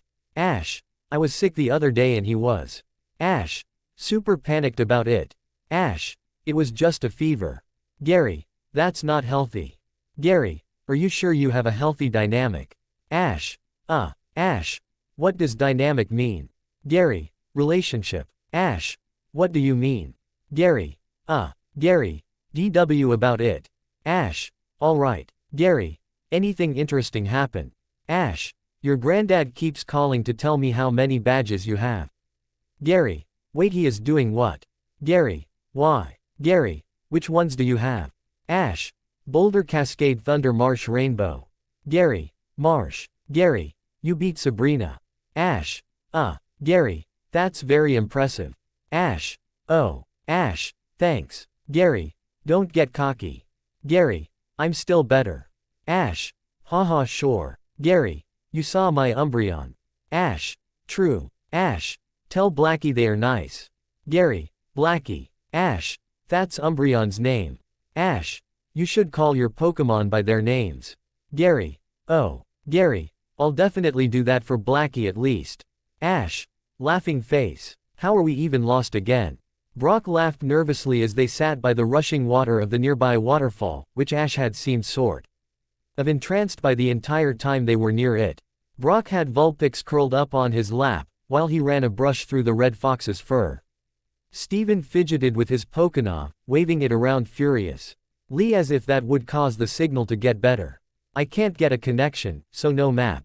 Brock nodded in understanding, glancing to where the waterfall was. That waterfall is gorgeous, isn't it? I've seen a bigger waterfall before, it was so cold there. Ash began. I don't remember it well. That was a bald-faced lie if he ever knew it. He remembered every second of that harrowing daw. Why, like it was Bible, the Dodrio chasing him as he could barely move was not a nice introduction to the new existence he would have. The others believed it, so whatever. Brock hummed in response to that. Well, the biggest waterfall is Tojo Falls. Wow, what is it like there? Ash inquired, while Brock tapped his chin in thought. Well, I was there once for a league thing. Lance thought it would be a nice place. But it was just really cold, and we kept getting bothered by the wild Pokemon. Ash still seemed incredibly interested in the experience, so Brock continued. It was a nice place to be, honestly. I kind of miss all of that, in a way. When Lance isn't chasing fairies, he can be a cool boss. Steven stayed quiet and stood up, flicking his eyes to his Pokénav, showing it to Brock and then Ash. I think I know where we are supposed to be going now. This can't be right, Steven decided, as they stood in front of the odd-looking mansion, which seemed far too nestled in the woods for normalcy. Ash shrugged. Well, it can't hurt to try to go inside. When they came inside, it seemed to not end in strange occurrences. Ash didn't really know what to think of the place. Fuchsia, and the surrounding area, was very cold. The mountain winds and air was thinner. The grass had a slightly different feel to it than the grass near Pallet, probably from the more northern nature of the area. He took a deep breath, taking in the mansion. Something was above him. Someone, even. Pinwheel. Use Thunderbolt. Ash pointed in the direction where the mansion had felt off. A shadow moved, yelping loudly as the bolt of electricity narrowly missed her. The young lady stumbled a little as she tried to grab her bearings. How did you spot me? She had purple hair in a high ponytail. And wore a long flowing purplish scarf. She rubbed her head. That was crazy. Now, welcome to the Fuchsia Gym. She spread her arms out dramatically. I'm the substitute leader, Janine. Normally we'd have a bunch of traps for you to go through, but... She knocked the air, where an invisible wall was. Lance said that the gym was too inaccessible. So now the challenge is just finding it. Brock smiled and waved to Janine. Hey again. Janine seemed to finally notice the fellow gym leader. Oh, hi, Brock. I'd be battling today, but Koga is actually back. She sighed, placing her fingers to the bridge of her nose as she leaned on her heels. Except he got called to help with something, so he's not even here. But I can't take challengers. That's fine, we can stick around for a little while. Steven cut in. Janine laughed. Sure, I'll get us to chill in the waiting room. So, Brock, how have you been? Janine asked the rock-type gym leader, who leaned back to relax better in the couch he had nestled himself in. He pushed a hand through his hair, laughing to himself. It's been more stressful traveling place to place. But so much more fun. I met these folks back in Scissor Street. Daigo is the one that looks done with life, Satoshi is the guy who wants to challenge you. He gestured to the two, who were locked in their own discussion away from Janine. She nodded solemnly and tightened her scarf. It's been stressful working at the league. Lance has been so worried about the Steven stuff. Something about a kid called May, this time, seemed to know a scary amount. Brock snapped his fingers. That reminds me of Satoshi's rival. This kid called Gary showed up and seemed to know Satoshi so well. Kind of freaky. Janine looked interested. Do you know anything about the two? Other than them being friends. They seem awfully close. Janine noted. Brock paused to think. Well, the older of those two got very freaked out when Satoshi got sick this one time. The purple-haired girl idly stirred Brock's matcha. That is kind of odd. I know. So, what has happened to you? Any story? Brock laughed. Janine rolled her eyes. I was saying it's been hectic. Sabrina being around is nice, though. She can really help a girl out, but she seems so guilty constantly. I remember I was at a meeting the other day, just me, Dad, Sabrina, Will, Erica. And it was like ice.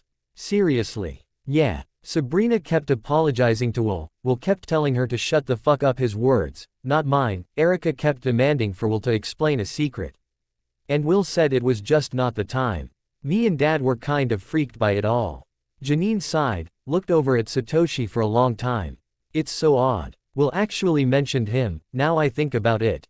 He seemed oddly conflicted. Sabrina too, but it was a more positive conflict.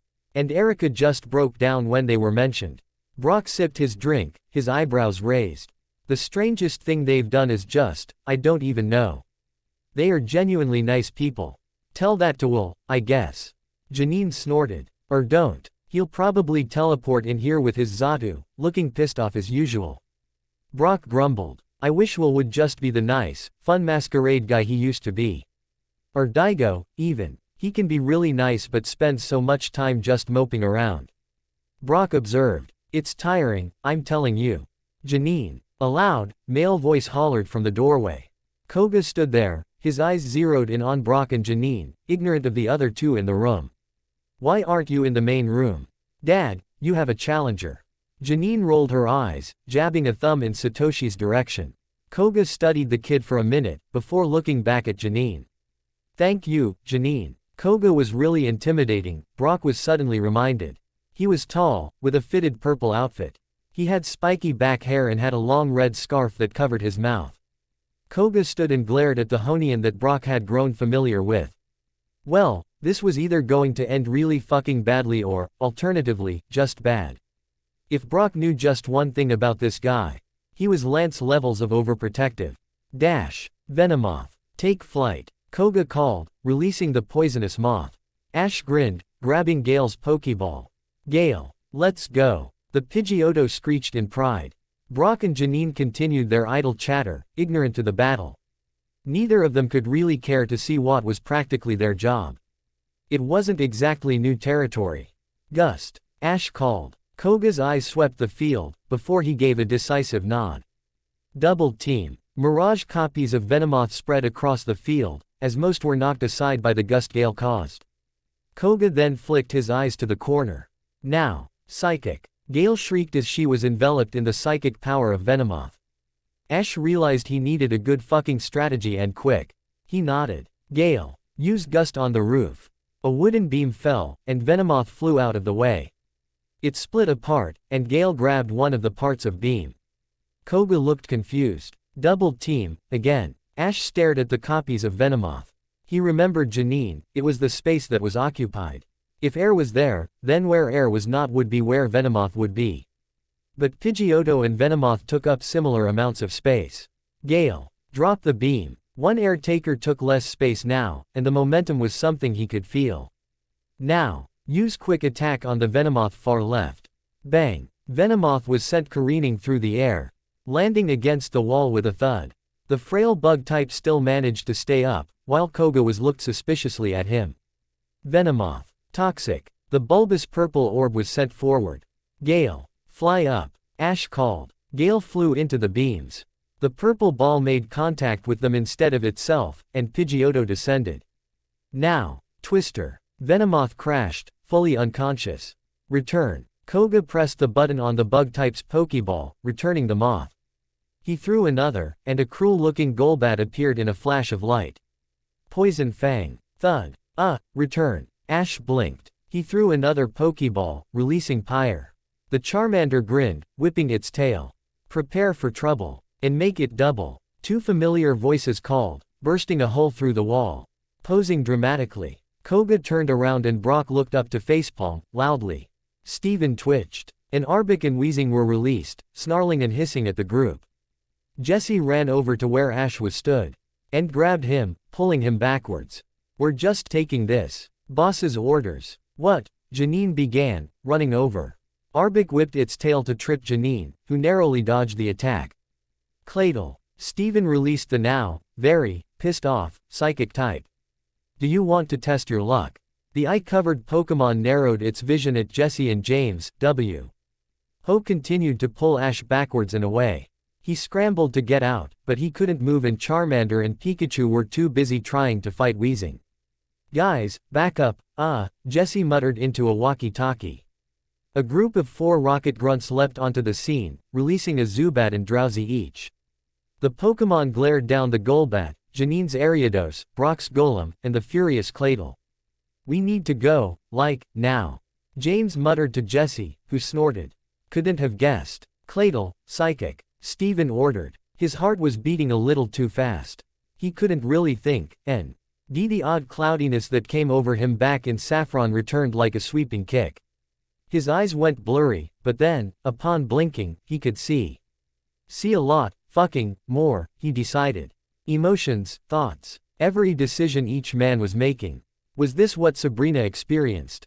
Or maybe Will? He couldn't make himself think about that. His Claydol blipped in his head something about acting odd, but he wasn't really thinking about that sensation either. Now, you said escape my armor. I'm ready. Dash. Janine was afraid. That's what she told herself when the Claydol floated every Zubat in the room up. An invisible force, glared at the group of Pokemon. A blade of psychic energy appeared, not from the Claydol, but a disturbance in the air. It seemed to become a sort of vacuum arrow. Ooned a space near Brock's traveling partner. Speaking of which, he was in a slightly puppet-like position, his eyes burning bright cyan but not in the way Janine saw Sabrina's did. Instead of it being somebody's eyes glowing from pushing around the energy psychic's control, it was like it was spilling out and entering at the very same time. It was fucking creepy. The blade of energy sliced through every Zubat. Yeah, Janine decided this was simply a horror show. The Drowsy seemed paralyzed with fear, and the Rockets looked back at Jessie and James. This isn't worth it, W. Hi, what does the thing the boss is controlling is here? He stammered. James dropped Ash like he was a discarded waste of space, and grabbed Jessie's arm, dragging her away with Meowth. The rest of the rocket grunts were lifted up by the same strange entity, and thrown into the floor multiple times. Koga had time to sneak behind the poor guy, and struck his neck. He coughed, and the strangeness all left. He looked incredibly dazed, rubbing his head and visibly seemed to be in serious pain. Ash ran over. Is what happened? Ash stammered. Koga sighed. Kid, let's just finish the battle, and worry about all this later. Dash. Golbat. Poison Fang. Koga ordered. Ash grinned, trying to fall back into the spirit of battling, ignoring whatever Janine, Brock and Steven were talking about. Higher. Use flamethrower. A big one. Higher growled and released a dramatic blaze of fire towards the Golbat, sending the poor bat backwards and shaking off embers. It flew forward, opening wide to bite. Okay. Block with scratch. Golbat met with the claws of Pyre, and Pyre winced as the poison flushed itself through the little Charmander's system. Golbat screeched in pain of its own. Wing attack. The Golbat gathered itself, darting forward to land the devastating blow against the Charmander. Ash cheered Pyre on, however. You can do it. Charmander got up, and ran forward. Okay. Fire spin, like we practiced. Ash ordered. The turbulent tornado of fire surrounded Koga's Golbat, and, after just a few moments of suffering within it, was recalled. Koga bowed. You are worthy of the soul badge. Take this. He passed the badge to Ash, who immediately pinned it inside his jacket. Koga's eyes flicked to where they had to get rid of the Zubats. He had given them to his younger sister to transport to Lavender Town, so they could get buried and remembered properly, even if they didn't really seem to mean much to anybody. Koga nodded, before standing in front of Ash. I'd like to talk with you, young man. Quote. So, what was that all about? Janine stammered, as the gym battle went on as normal near them. Seriously, what the fuck? That was terrifying. I don't know. It felt like I was dragged under cotton the entire time. I couldn't think, or think to move. Steven explained. He rubbed his eyes. I know I don't have psychic powers. My Cladle also, isn't that powerful. Brock nodded. It's pretty strong, yeah, but not as strong as to do whatever happened there. He rubbed his eyes, before snapping his fingers with a smile. He looked to Janine, then back to Steven. I know. We'll phone Lance and we'll meet with them. And Sabrina. We'll hang out together, just for one day. Steven began. Meeting with Lance and Will felt like a terrible fucking idea. But maybe Will and Sabrina would leave him be if he gave them the information they were looking for. He nodded. Sure. Janine clapped her hands, before looking back down to the floor. Hey, actually.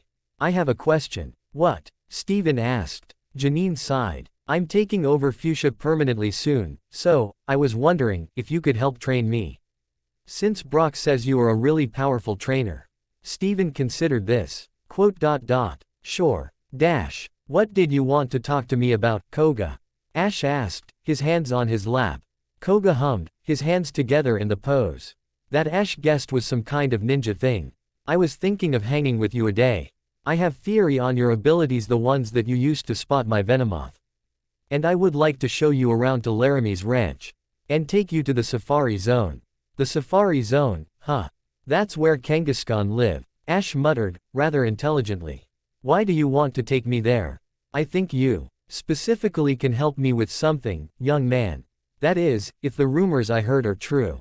Koga laughed, steeling himself once more. Ash still looked befuddled. Who what? Koga looked towards the window. Sabrina mentioned your name. And an interesting fact to me, once I was presented with a problem in the Safari Zone. It clicked in Ash's head. You want me to help? Instead of, he murmured, in disbelief. You get it now. Koga smiled to himself. Dear diary. I got possessed by Mewtwo again. It was so much clearly than last time though, I could watch it all like it was this slow movie.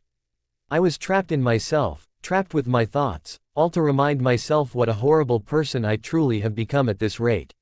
Nobody speaks about me fondly anymore. I'm a chore. It takes effort to deal with what I'm doing. I guess we have to think about this guy.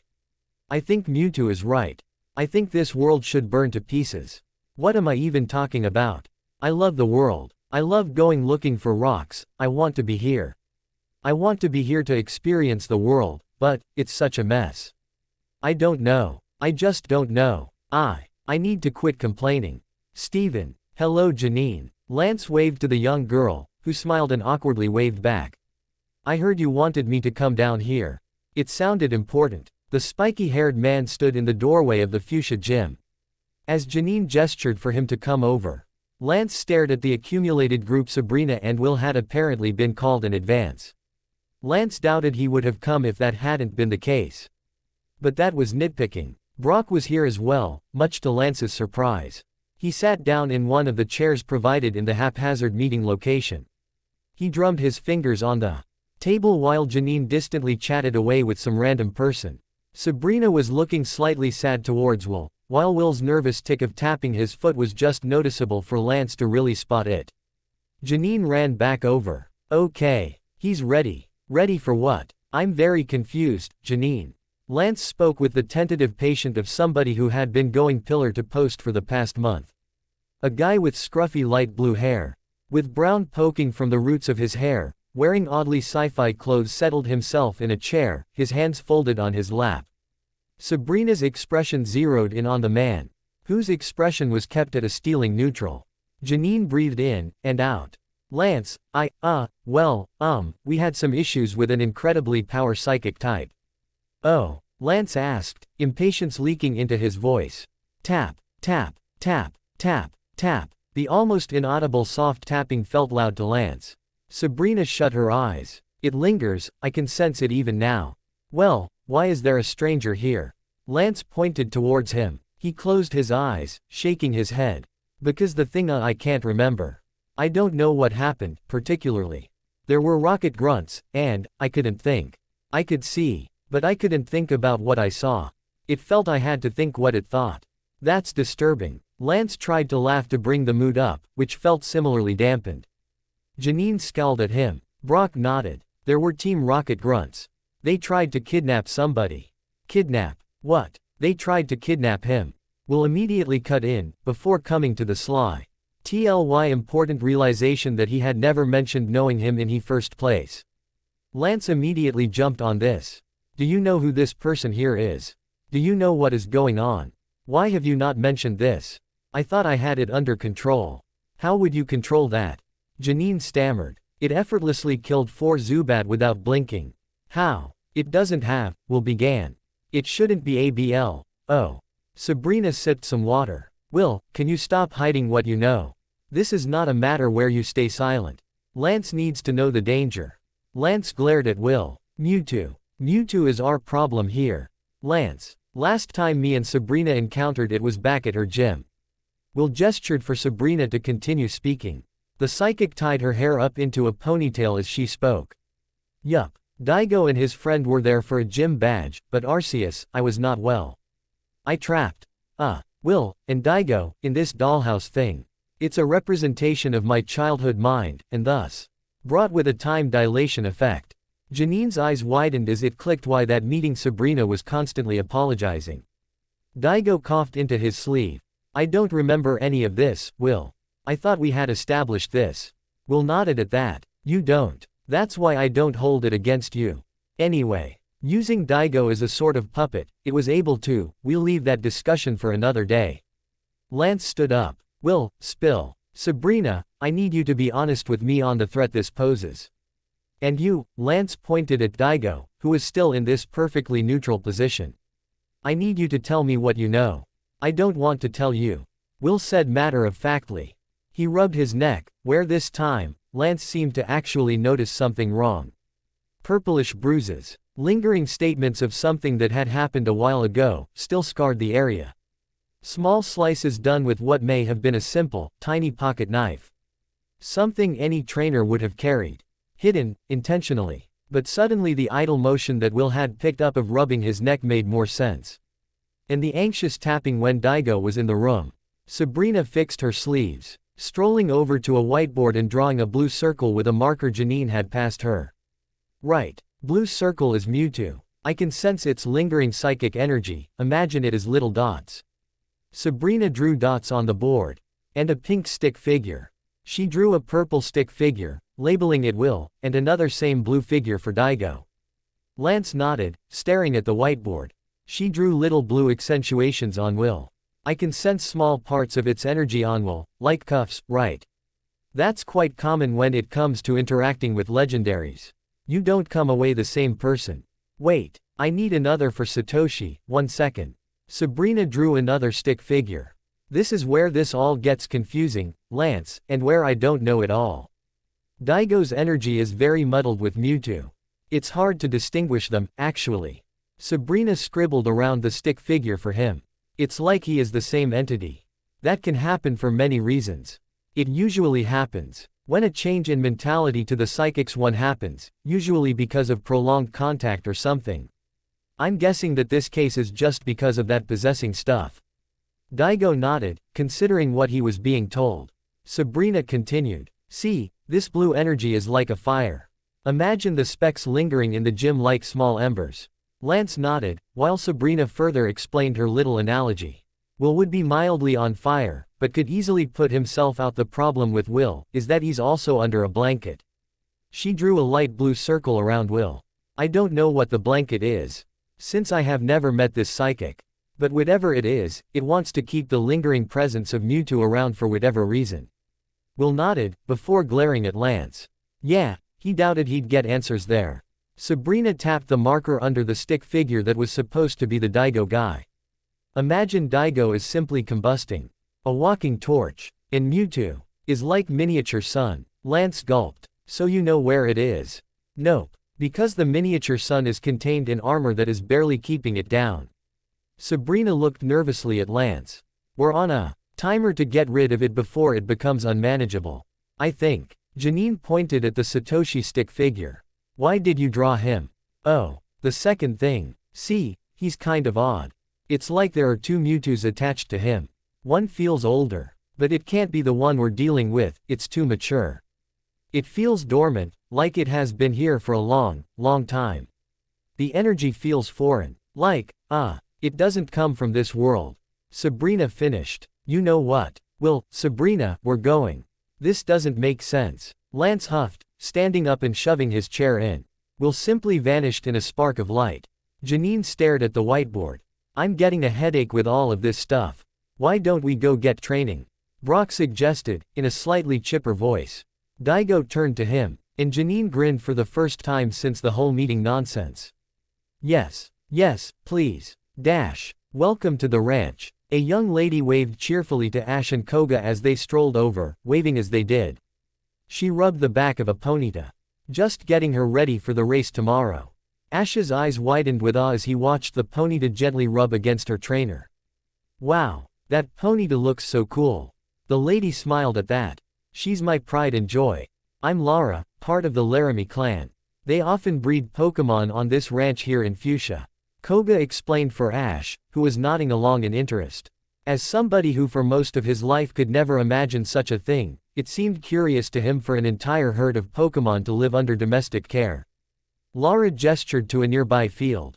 We raise Tauros, mostly. Ponyta is going to help me with farm work as much as she can, after this race. Tauros, huh? Ash looked over at the group, carefully climbing up on the fence. The Tauros dotted the field. What other Pokemon usually live on ranches? Miltank, Mudbray, Mareep, Wooloo, any of those. But they live in other regions. We have a Miltank or two, but my mother thought it'd be a bit cruel to bring Mudbray all the way to Kanto, you know. We do have a group of Mareep, though. Lara said. It's nice to see a younger generation take interest in Pokemon farms. Ash smiled. It's so cool. They look at peace. Lara nodded. We work hard to make sure every Pokemon is happy. Not every Pokemon likes battling, usually. Pinwheel, on Ash's shoulder, squeaked in agreement. He sniffed the Ponyta, who curiously sniffed back. Koga coughed. Lara snapped her fingers. Right, sorry, I forgot why you even came here. Here. She grabbed a thick envy lope from a bag tossed on the ground near the Ponyta, and passed it to Koga. Koga bowed. Thank you. Good luck in your race, tomorrow. Ash nervously pushed the door for the safari zone open, as Koga tailed behind him. The warden grumbled at the sight of him. Are you here to catch Pokemon? Ash nodded. Yes, but we do have business here, so don't time our visit. Koga finished for him, snatching the basket of safari balls and passing them to Ash, who awkwardly held them.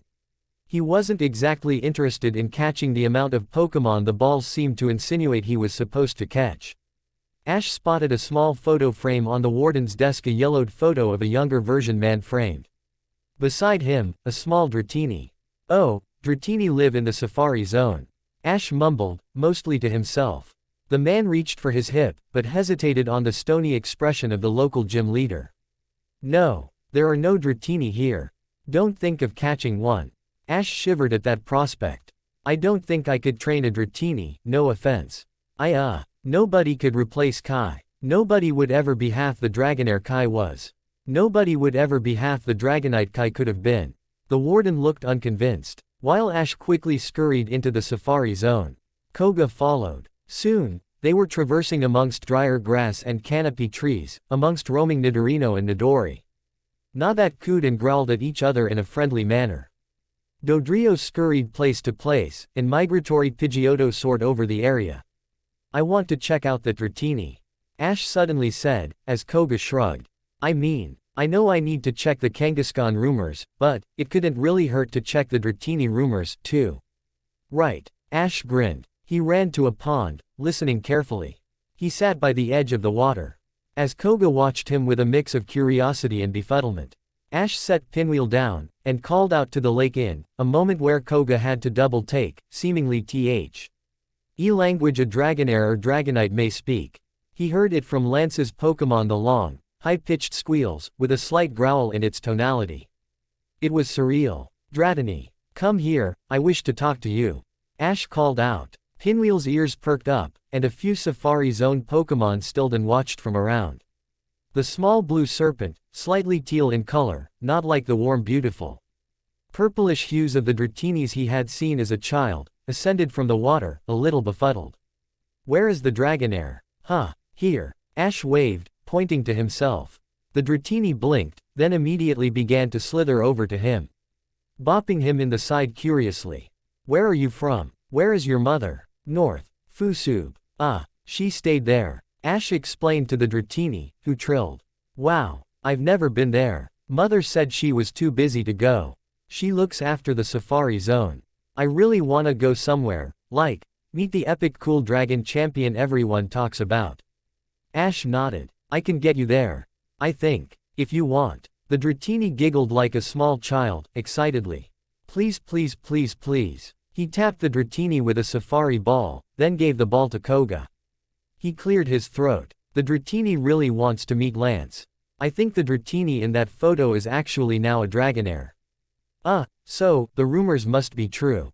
It's probably a small clan, but, if the Dratini didn't want to become a trainer Pokémon, they would probably stay out of the trainer catching area of the safari. Koga took the safari ball, pocketing it after shrinking it down. He nodded sharply. Ash stood up, brushing off his pants. He shut his eyes and took a few deep breaths, before pointing down deeper into the safari zone. That way. He ran, with Koga easily keeping pace. The fence of the safari zone blocked the way, but Ash still focused on the area past it. That way. It's that way the Kangaskhan heard. Koga sighed. We'll have to hop the fence, then. Ash nodded. Leaving his bag down, he gripped the steel net-like fence, pulling himself up. Koga jumped over using what Ash could only guess was secret ninja techniques, or something of the like. He hopped the fence after a few minutes of struggling, and continued his pace to eventually a bush that blocked in a clearing.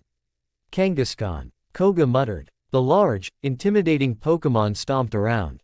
In one Kangaskhan's pocket, just like the baby Kangaskhan's in the other pockets, a young boy was stored away. Koga glanced at Ash. I don't know what to do. I heard they had a child with them, but that was that. It was strange to see the rather intimidating Poison Gym leader look just so unsure. Ash wondered, partly, why he was so nervous, until it clicked in his head. Koga had Janine, a daughter. Obviously he would be sensitive to the idea that the kid could be lost and the parents may never see him again. Ash walked out of the bush, and every Kangaskhan turned to glare at him. Intruder. Why is there a human here? Quote. It lumbered forward to punch Ash, who easily jumped aside from the attack. Stop. The Kangaskhan froze at the sound of Ash's voice. The Dragonite's kid. The one from the north. Yes. Where is Tommy? Ash confirmed, glancing to the Kangaskhan in question. She lifted Tommy out of her pouch, and the kid ran over. Like me. He's been with us for years. He fell from the sky. The parents don't care, it's not fair, right? The Kangaskhan growled. We are his family. Ash stared at the grass, shaking his head. My mother said I needed to see the world. He will always be yours, no matter what humans he meets. I lost my brother, recently. And I know that no Dratini could ever replace him. It doesn't matter who he'll meet, he'll always love you most. Tommy nodded in agreement. The Kangaskhan looked at each other uncomfortably. What are you suggesting? I think Tommy should go to Fuchsia City. Get an education, learn how to be human. He will never forget how to be a Pokemon. I certainly didn't. Ash gestured to himself. The Kangaskhan glanced at each other. Then, the mother Kangaskhan who had been carrying Tommy in the first place nodded. Yes, take him. He deserves to see more than us. Ash nodded firmly. I'll ensure he's in safe hands. Come on, it'll be okay.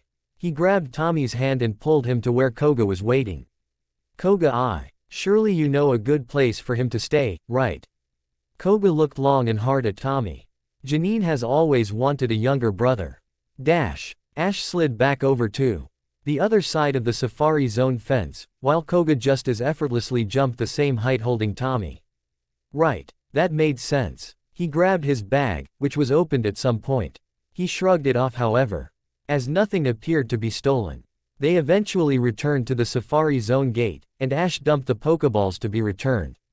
The warden frowned when picking up one, though.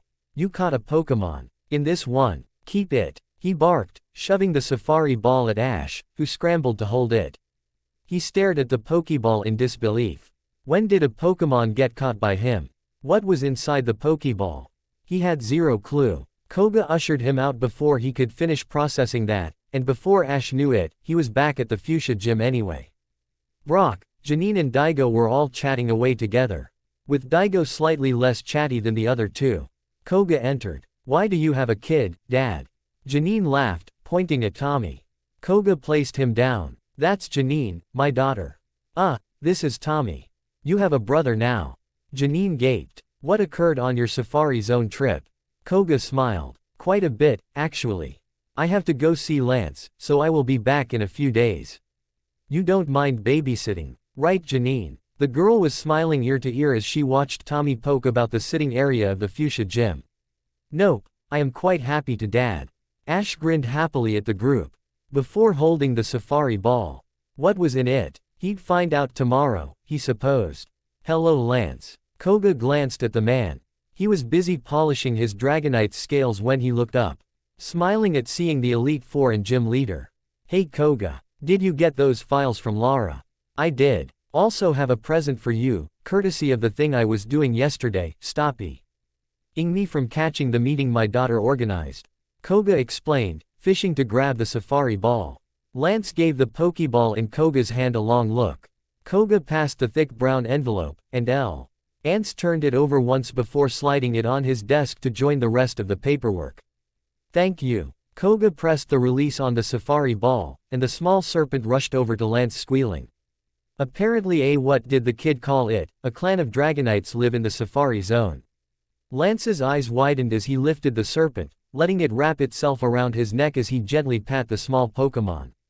His Dragonite gave an amused chuckle-like sound at the Dragon Master, immediately cooing over the Dratini.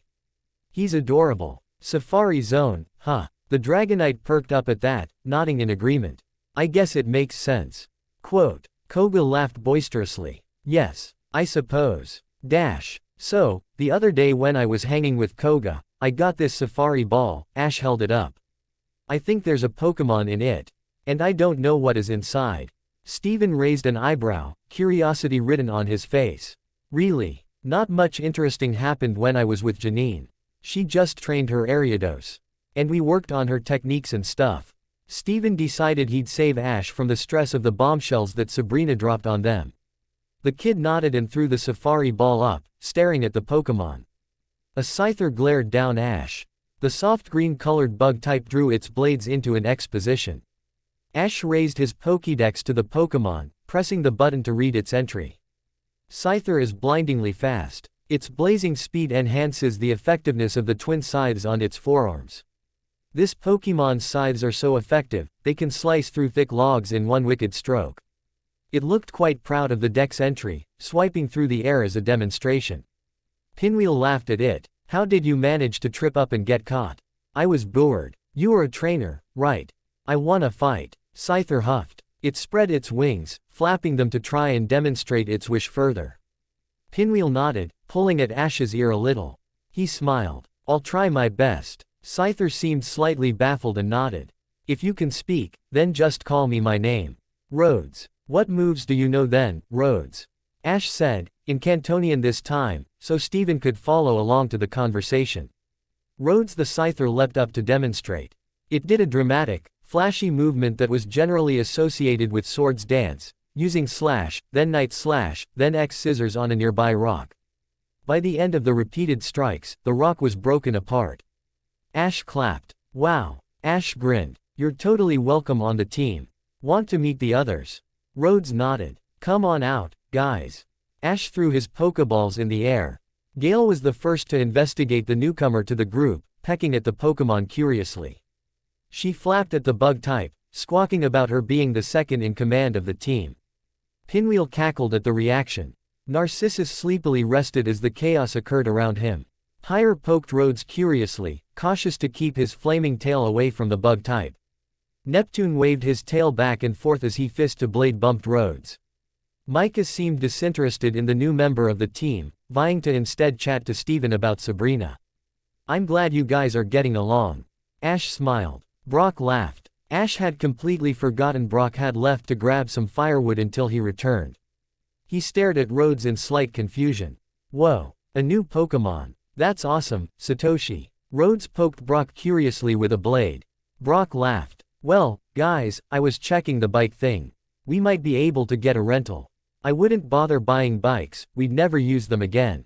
Steven looked a little offended when Brock seemed to not want to let him pay for bikes. Yeah, they had been overpriced, but Steven could easily afford that if he wanted to. He just wasn't allowed to spend on that, apparently. Ash returned his Pokemon and Brock gestured to where the Pokemon Center was. Outside, lurking like a pack of wolves, men and women stood near their bikes. They glared at Ash, before the tallest stomped over, his hands firmly on his hips.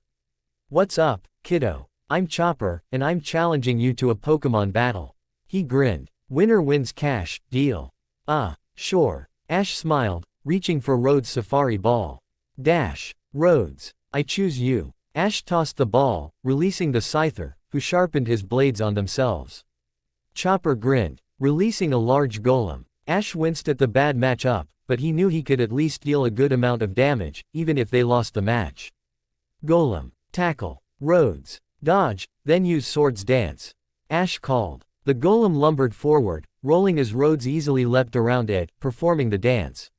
The sunlight glimmered on the blades of the bug type. Chopper made an annoyed sound. Roll out, let's go. The golem bounced against the ground, leaping to hit the Scyther, who was sent backwards. It hissed loudly as the golem continued rolling. Rhodes. Use slash on the ground. Rhodes leapt and then struck the ground. As the golem rolled over the chipped part of the ground, the pebbles and broken dirt now tripped the golem out of rollout, causing the Pokemon to awkwardly stumble backwards. Now, Night Slash. Dark energy surrounded Rhodes' blades as he dashed forward, slicing Golem in the side. Keep it up. Chain with X Scissor. Rhodes looped backwards, raising the second blade and striking the X-shaped attack. The Golem cried in pain. Chopper grunted. Tackle. Hit it hard, Golem. Jump on Golem. Ash called. Rhodes jumped on top of Golem, Soren. G in the sky far higher than the jump height of the rock type. Finish it with X Scissor. Rhodes, plus gravity, would eventually equal the golem being knocked out. Ash returned the Scyther while Chopper stared at his golem. Damn kid, you have some Scyther there. Respect. Chopper returned his golem and shoved a hand in his pocket to pass a wad of cash to Ash, who awkwardly pushed the offer away. Okay. Keep your money. Really? Well, just know you are under our protection, kid. Chopper grinned. Being good with a biker gang is never a bad thing, you know.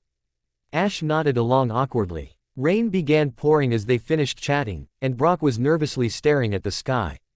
The rain shower slowly became a storm, and people began pouring into the Pokemon Center, holding their heads to desperately stay dry. Chopper looked up at the sky. Shoot. The Nurse Joy ran out of the Pokemon Center, waving a bag around frantically. I need somebody to get this medicine to Sunnytown. There's a Pokemon who needs it. And I don't have any way of going myself. Ash glanced at Brock, before reaching to grab the bag. I'll get it there, Nurse Joy. Can you lend us bikes? She nods, gesturing to 3 single bikes. Ash awkwardly grabbed the handlebars, attempting to balance himself on the bike. He surprisingly got the hang of it quickly, despite the rain battering his back. And the unsureness he had about using a bike. He began pedaling along the bike road, followed by Brock and Steven, who clearly had ridden a bike before. Dash. The storm was still battering them as EY pulled to a stop by the Sunnytown Pokemon Center and ran in with the medicine. Ash sighed in relief as he passed the bag to the grateful Nurse Joy. He sat down on one of the nearby sofas, taking a few deep breaths from the intense cycling. Steven laughed a little. I haven't cycled in so long. That was intense. Brock muttered. Maybe we should take a break to train some more, instead of trying to travel more in this weather. Ash considered this. Maybe. I'm not sure, though. It's winter now. Most trainers avoid traveling in it. I know I'm freezing, Steven explained, sighing as he rubbed his temples. We'll avoid ending up in those situations where we have to stay in a cave or a dodgy abandoned house. Brock shuddered at that thought. Pinwheel yawned a little and curled up on Ash's lap. Steven hummed. So, if we are heading to Cinnabar next, then, we should spend, maybe some weeks around here. The ferry probably isn't even running this time of year, and people won't be at the Cinnabar gym by the time it begins again. It's more popular in the summer. Ash nodded, glancing at a map on his Pokénav. He zoomed in on a location which claimed to be home to a rather large amount of Pikachu. Hey, Pinwheel, there's apparently a place filled with Pikachu nearby. Want to go visit, buddy? Pinwheel perked up, cooing happily at that prospect. Brock flicked his eyes to the map on Ash's Pokénav. Yeah, that isn't too far. That should be alright. Cracked earth. That was all one would see for miles, broken up with the occasional chasm of broiling lava that bubbled away viciously. You didn't go near those. That was a new rule, that the few survivors knew like the back of their hands. It didn't matter much, anymore, whether you survived or not. It was a ticking clock before you died. No matter how much you had. There was nothing for anybody. There was no light at the end of the tunnel, or in this case, the vast expansive crushing emptiness of the endless desert.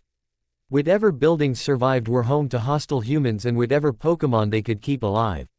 If you could make friends, it didn't matter. It was only a matter of time before they left, too. She slid off her Garchomp's back, pulling off her flight goggles and brushing off volcanic ash from her shoulders. She adjusted her ponytail, returning her trusted partner as she approached what remained of the Ilex Forest Shrine. It was now just a lonely wooden hut, amidst nothing. If she hadn't known what it was before everything, she doubted she would have even found it in the first place. Not that knowing it existed helped.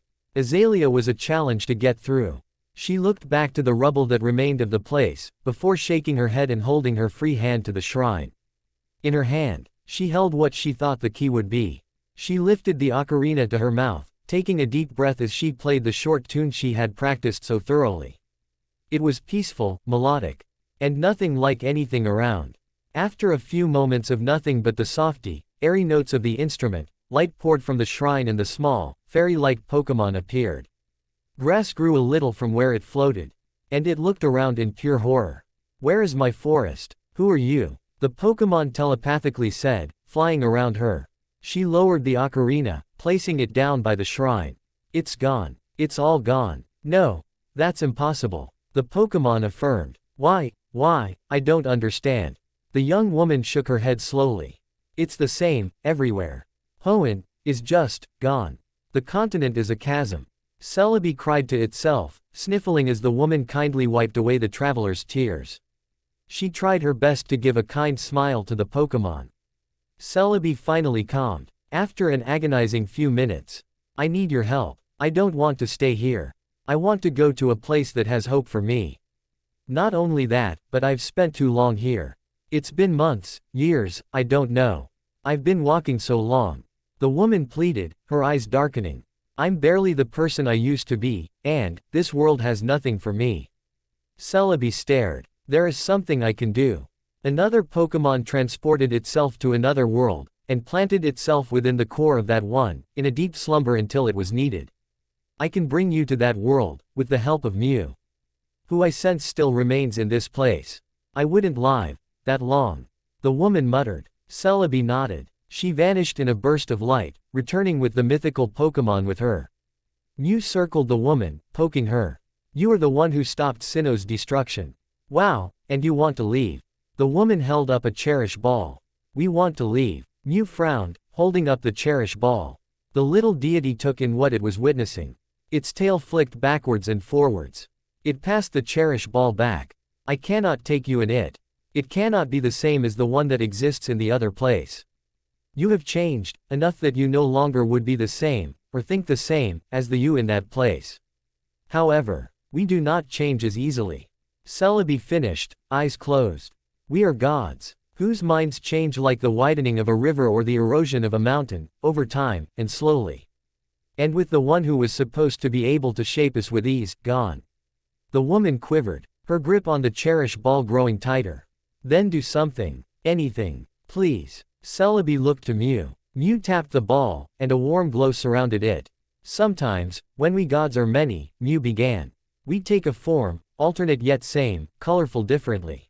Some Pokemon inherited this. Celebi finished, again. Shiny. The woman murmured. She glanced at her outfit. And tightened the scarf she wore now subconsciously. It was either too cold or too hot in this place, so loosely fitting clothes that could be tightened to retain more heat were practically uniform now.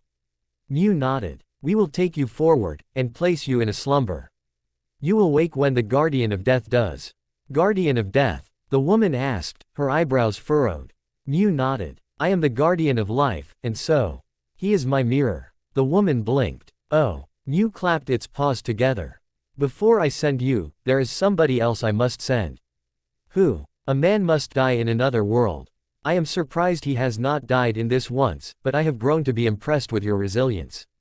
Mew giggled a little. The pink god pointed towards Mount Silver, which was rather easy to see. Without much between there and the shrine. No trees, barely any buildings, no wildlife.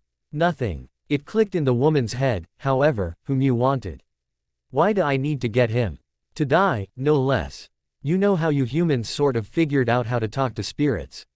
Mew explained, flicking its tail as it sat back on the shrine. He needs to be dead, so a human can talk to him. Right, the woman muttered, still looking quite confused. She grabbed her Garchomp's Pokeball, releasing the Pokemon. She snapped on her flight goggles, cleaning them a little with her sleeve. Furthermore, she lifted herself onto the back of the dragon type, gently tapping the side of her partner to get the Pokemon to fly. She soared into the ashy sky, avoiding taking breaths where she could. The wind battered against her skin as the coldness of the breeze reminded her why she had added thick biker gloves she had stolen back in somebody's house that had been abandoned. And biker boots. Surprisingly, for her, she found the motorbike clothes pretty good for keeping her warm and being effective for dangerous flight. Most flying types wouldn't handle the atmosphere, but Garchomp found it to be the best way of getting around. The ashy sky did little to dissuade the ground type. She skidded to a stop in front of the mountain after a few minutes. Sure enough, a camp had been set up. A distant muttering notified her of the presence of another person, so she reached to grab her weapon of choice in case he was aggressive. She doubted he'd be totally chill on the idea of being brought to Mew like a lamb to slaughter. She fixed the grip she had on the lance that was slung on her back. It was a decent weapon. She could stab things from the air with Garchomp, flying low, and it kept people back. In a world that no longer had much in the ways of ammo and people who could teach how to properly draw and shoot a bow, it was pretty effective against the average person she would have come across. She slowly stepped to meet him. That was easy. Then again, she did have Pink Deity point her in the right direction, the best method of transport in the apocalypse apart from a Rapidash or Mudsdale. And a decent idea of who she was even looking for, and what he sounded like. He looked over at her, freezing a little. He didn't reach for a weapon, which was already a fabulous start. It was odd. He basically looked the same. He kept his hair short, but it was clear he didn't have any dye, with how his roots were a dark brown. His outfit was the same, except for the ADDITION of a turtleneck underneath and thicker boots. And the rather morbid addition of a cape and scarf that she did not want to think about. What do you want? He demanded, his voice raspy and unused. I didn't exactly come here to be bothered. She winced. People had grown more aggressive, but it was still so jarring to see somebody she was friends with act like she had never met them before.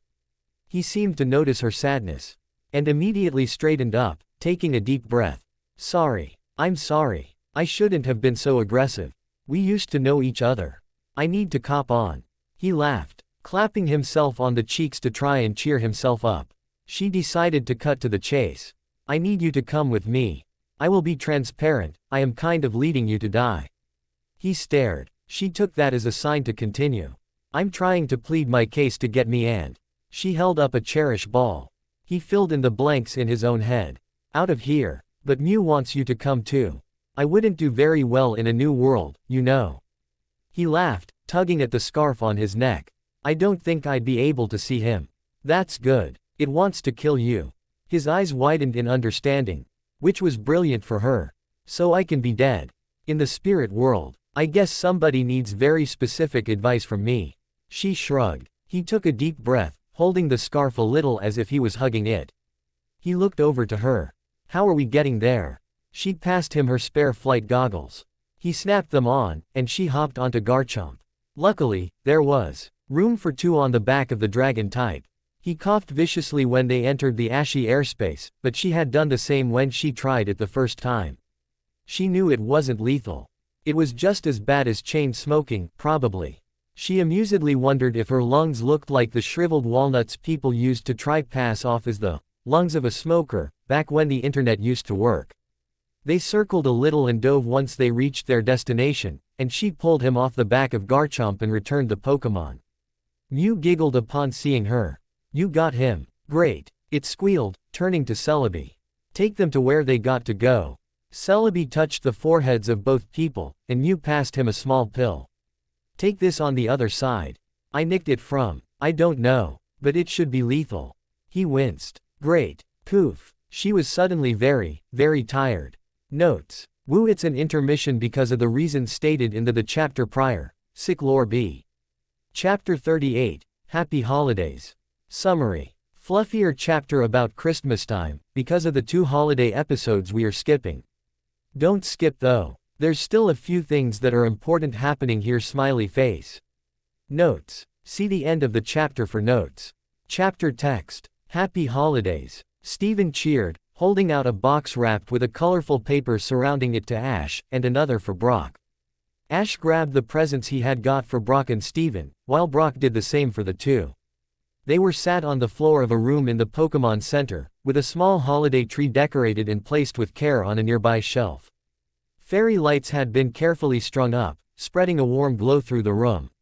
Everyone had a blanket around their shoulders, and the curtains had been shut tight, to keep warmth within the room. Why don't you open your presents first, Brock? Brock grabbed the red and gold box he had received Steven, and shook it a little before carefully pulling apart the wrapping. Within, there was a box of Pokémon grooming and polishing brushes. They looked pretty high-end too, from the brand name, and probably cost a pretty penny. He turned to where Steven was, grinning. Thanks. No problem. Ash had wrapped his presents in printer paper, sellotaped together awkwardly. There was a charm to it, Brock thought to himself, as he opened the gift. Within, there was a photo frame with a picture of Ash and Brock hanging out, with all their Pokémon around, except Micah. I asked Micah to take the picture. Brock's eyes widened as he held the photo frame slightly tighter. I love it. Steven didn't seem to care that his gift was one up on by Ash. He reached for the present from Brock, and opened it. Brock had elected to wrap all of his in Santa Claus-themed paper. It was probably a hangover from when he used to look after all his siblings, Steven guessed. Inside, was a slightly orangish rock. Old Amber. Brock nodded while Steven stared at it in disbelief. You are from Hoenn, right? You could get it revived and have an Aerodactyl. You seem like somebody who'd want one of those. This gift is awesome, thanks. Where did you even get it? Steven laughed, placing the amber into his bag carefully. He grabbed Ash's gift, which was slightly squishy. He opened it to be greeted with lots, and lots, of scrunched up paper. Ash looked a little bashful. I wanted to keep it safe. I was scared it would break. Steven pulled away the paper and found a small necklace. It was a woven rope-like material made from a plant Steven could not name, a moonstone shaped carefully to make a pendant. He spotted a few of Scari's razor-sharp feathers used to hold the stone in place. He held it up slowly, and silently slipped it around his neck, tightening the clasp with a snap sound. I adore it. Ash grinned, picking up the first gift of his. He pulled the paper off of Brock's gift, revealing a collection of different turtlenecks and warmer clothes. He pointed to the sleevelessness of Ash's jacket. I was worried about you getting cold, so I thought I'd get you some clothes. Thanks. He grinned. He grabbed Steven's next, and hurriedly opened it. Within it, an extravagant box that Ash had to open, was a singular Pokeball. He stared at it. What's inside? You'll have to find out, won't you? I wouldn't mess with it inside, though. Steven smiled, a knowing look in his eyes. Ash seemed to be even more enamored with the Pokeball. He placed it down after a long breath, and reached for a cardboard box that simply had a shipping address on it. Brock looked at it, confused. Who's that from? My family. Ash cheered. He opened the box, and within it, a small serpentine fang was attached to a rope, along with a letter and some new boots. He immediately tried the shoes on, and hung the fang around his neck. Brock looked closely at the fang. Those guys are super rare. Dragon fangs are not easy to get. Ash was too busy reading the letter to care. Lance invited you to have Christmas with him, Delia. Professor Oak mentioned, idly, as he stood in the doorway of the dusty Ketchum house. Delia had been overwhelmingly sad after realizing her adopted son had gone missing, and the man did not fault her for that. She looked confused. What? Why would he invite me? He said he had a present addressed to you delivered to him. And wanted to talk with you anyway. Oak explained. He gestured to his own Dragonite behind him. He'll take you, no worries. Delia had arrived at the Indigo Plateau quickly. Only to be immediately ushered into a small room, which was just her and the other members of the Elite Four. She felt a little out of place, honestly, but she wasn't going to question it. Lance, who looked strange amongst colorful boxes, a holiday tree, and with a warm Christmas jumper on instead of his champion uniform, passed her a cardboard shipping box. It was mailed here, but had your name on it. Lance explained, tapping the shipping address. No return address, either. Delia opened it, to be greeted with a paper-wrapped something that she immediately opened as well. The package contained a letter, addressed to her name, as well, in the scrawly handwriting that Ash had, along with a very nice-looking frying pan and spatula that had her name carefully engraved into it, by what seemed to be the careful hand of a scyther. She blinked. That's nice, I do cook, a bit. She laughed nervously, while Will received the next odd cardboard box from what she could only guess was her adoptive son. He opened it, and received another paper and sellotape package. He opened it up, and had a book in his hands. It was, apparently, a book about supernatural human abilities, such as psychic ability or aura. Which he seemed happy with. Will muttered. That's kind of neat. A bit strange he got anything at all, but he supposed the mix of fear and resentment that Steven had didn't carry over to Ash. Lance grabbed the final cardboard box, opening it to have two paper packages. One addressed to Lance himself, and the other. Rosa. Lance shook the package addressed to his shiny Dragonite. He sent something for my Dragonite. Will was laughing at this point, while Delia chuckled under her breath. That sounds like something he'd do, yeah. Can't spare a gift for the rest of the Elite Four but remembers Lance's diva of a Dragonite. Lorelei commented, amused. Delia, I must say that your kid is really something. Lance sighed in defeat and released the green Dragonite, who snatched the package and opened it. It contained a light blue scarf, something the group did recognize. A choice scarf. Rosa immediately put it on. What's her move set? Bruno turned to Lance, who was rubbing his temples. Aqua Tail, Dragon Rush, Ice Beam, Extreme Speed. Lance returned Rosa immediately after, and decided to just open the gift sent to him instead. Within was a slightly darker blue scarf. It looked well worn already, but Lance stared at it in pure confusion. What's up? Karen chimed in. Lance scrambled to look at the tag, and seemed to pale a little. I lost this thing years ago, back in Blackthorn. I just woke up one morning, the day after I got it, and I was super excited to get it, mind you, and it was gone. Delia laughed softly. That's how Ash works. He fixes and finds things and makes everything better. He's a kind kid. I'm not surprised everyone wants to be his friend. Lance silently wrapped the old scarf around his neck, holding an object on his neck tightly. You know what? He sighed, I agree. Gary. Blue grinned, ruffling his little brother's hair as the kid sat down beside the 19-something-year-old. He grumbled, saying a few mean words to his older brother who had returned from Alola, where the young man had been staying for a good few years, except for family occasions. Blue passed Gary a present, and he opened it. Within it was one of those cheap tourist trap souvenirs from Alola, a totem pole that was really just meant to rot away on a shelf until you remembered it existed again. Gary forced a smile. Yay. So excited. He grabbed the present from his grandfather next. Since you seemed so interested in Hoenn lately, I got you tickets to watch the Evergrande conference. I got you one extra. As well. He glanced at Blue, as if subtly hinting for Gary to invite the man. Gary smirked. Thanks, Grandpa. I'll be sure to invite Ash.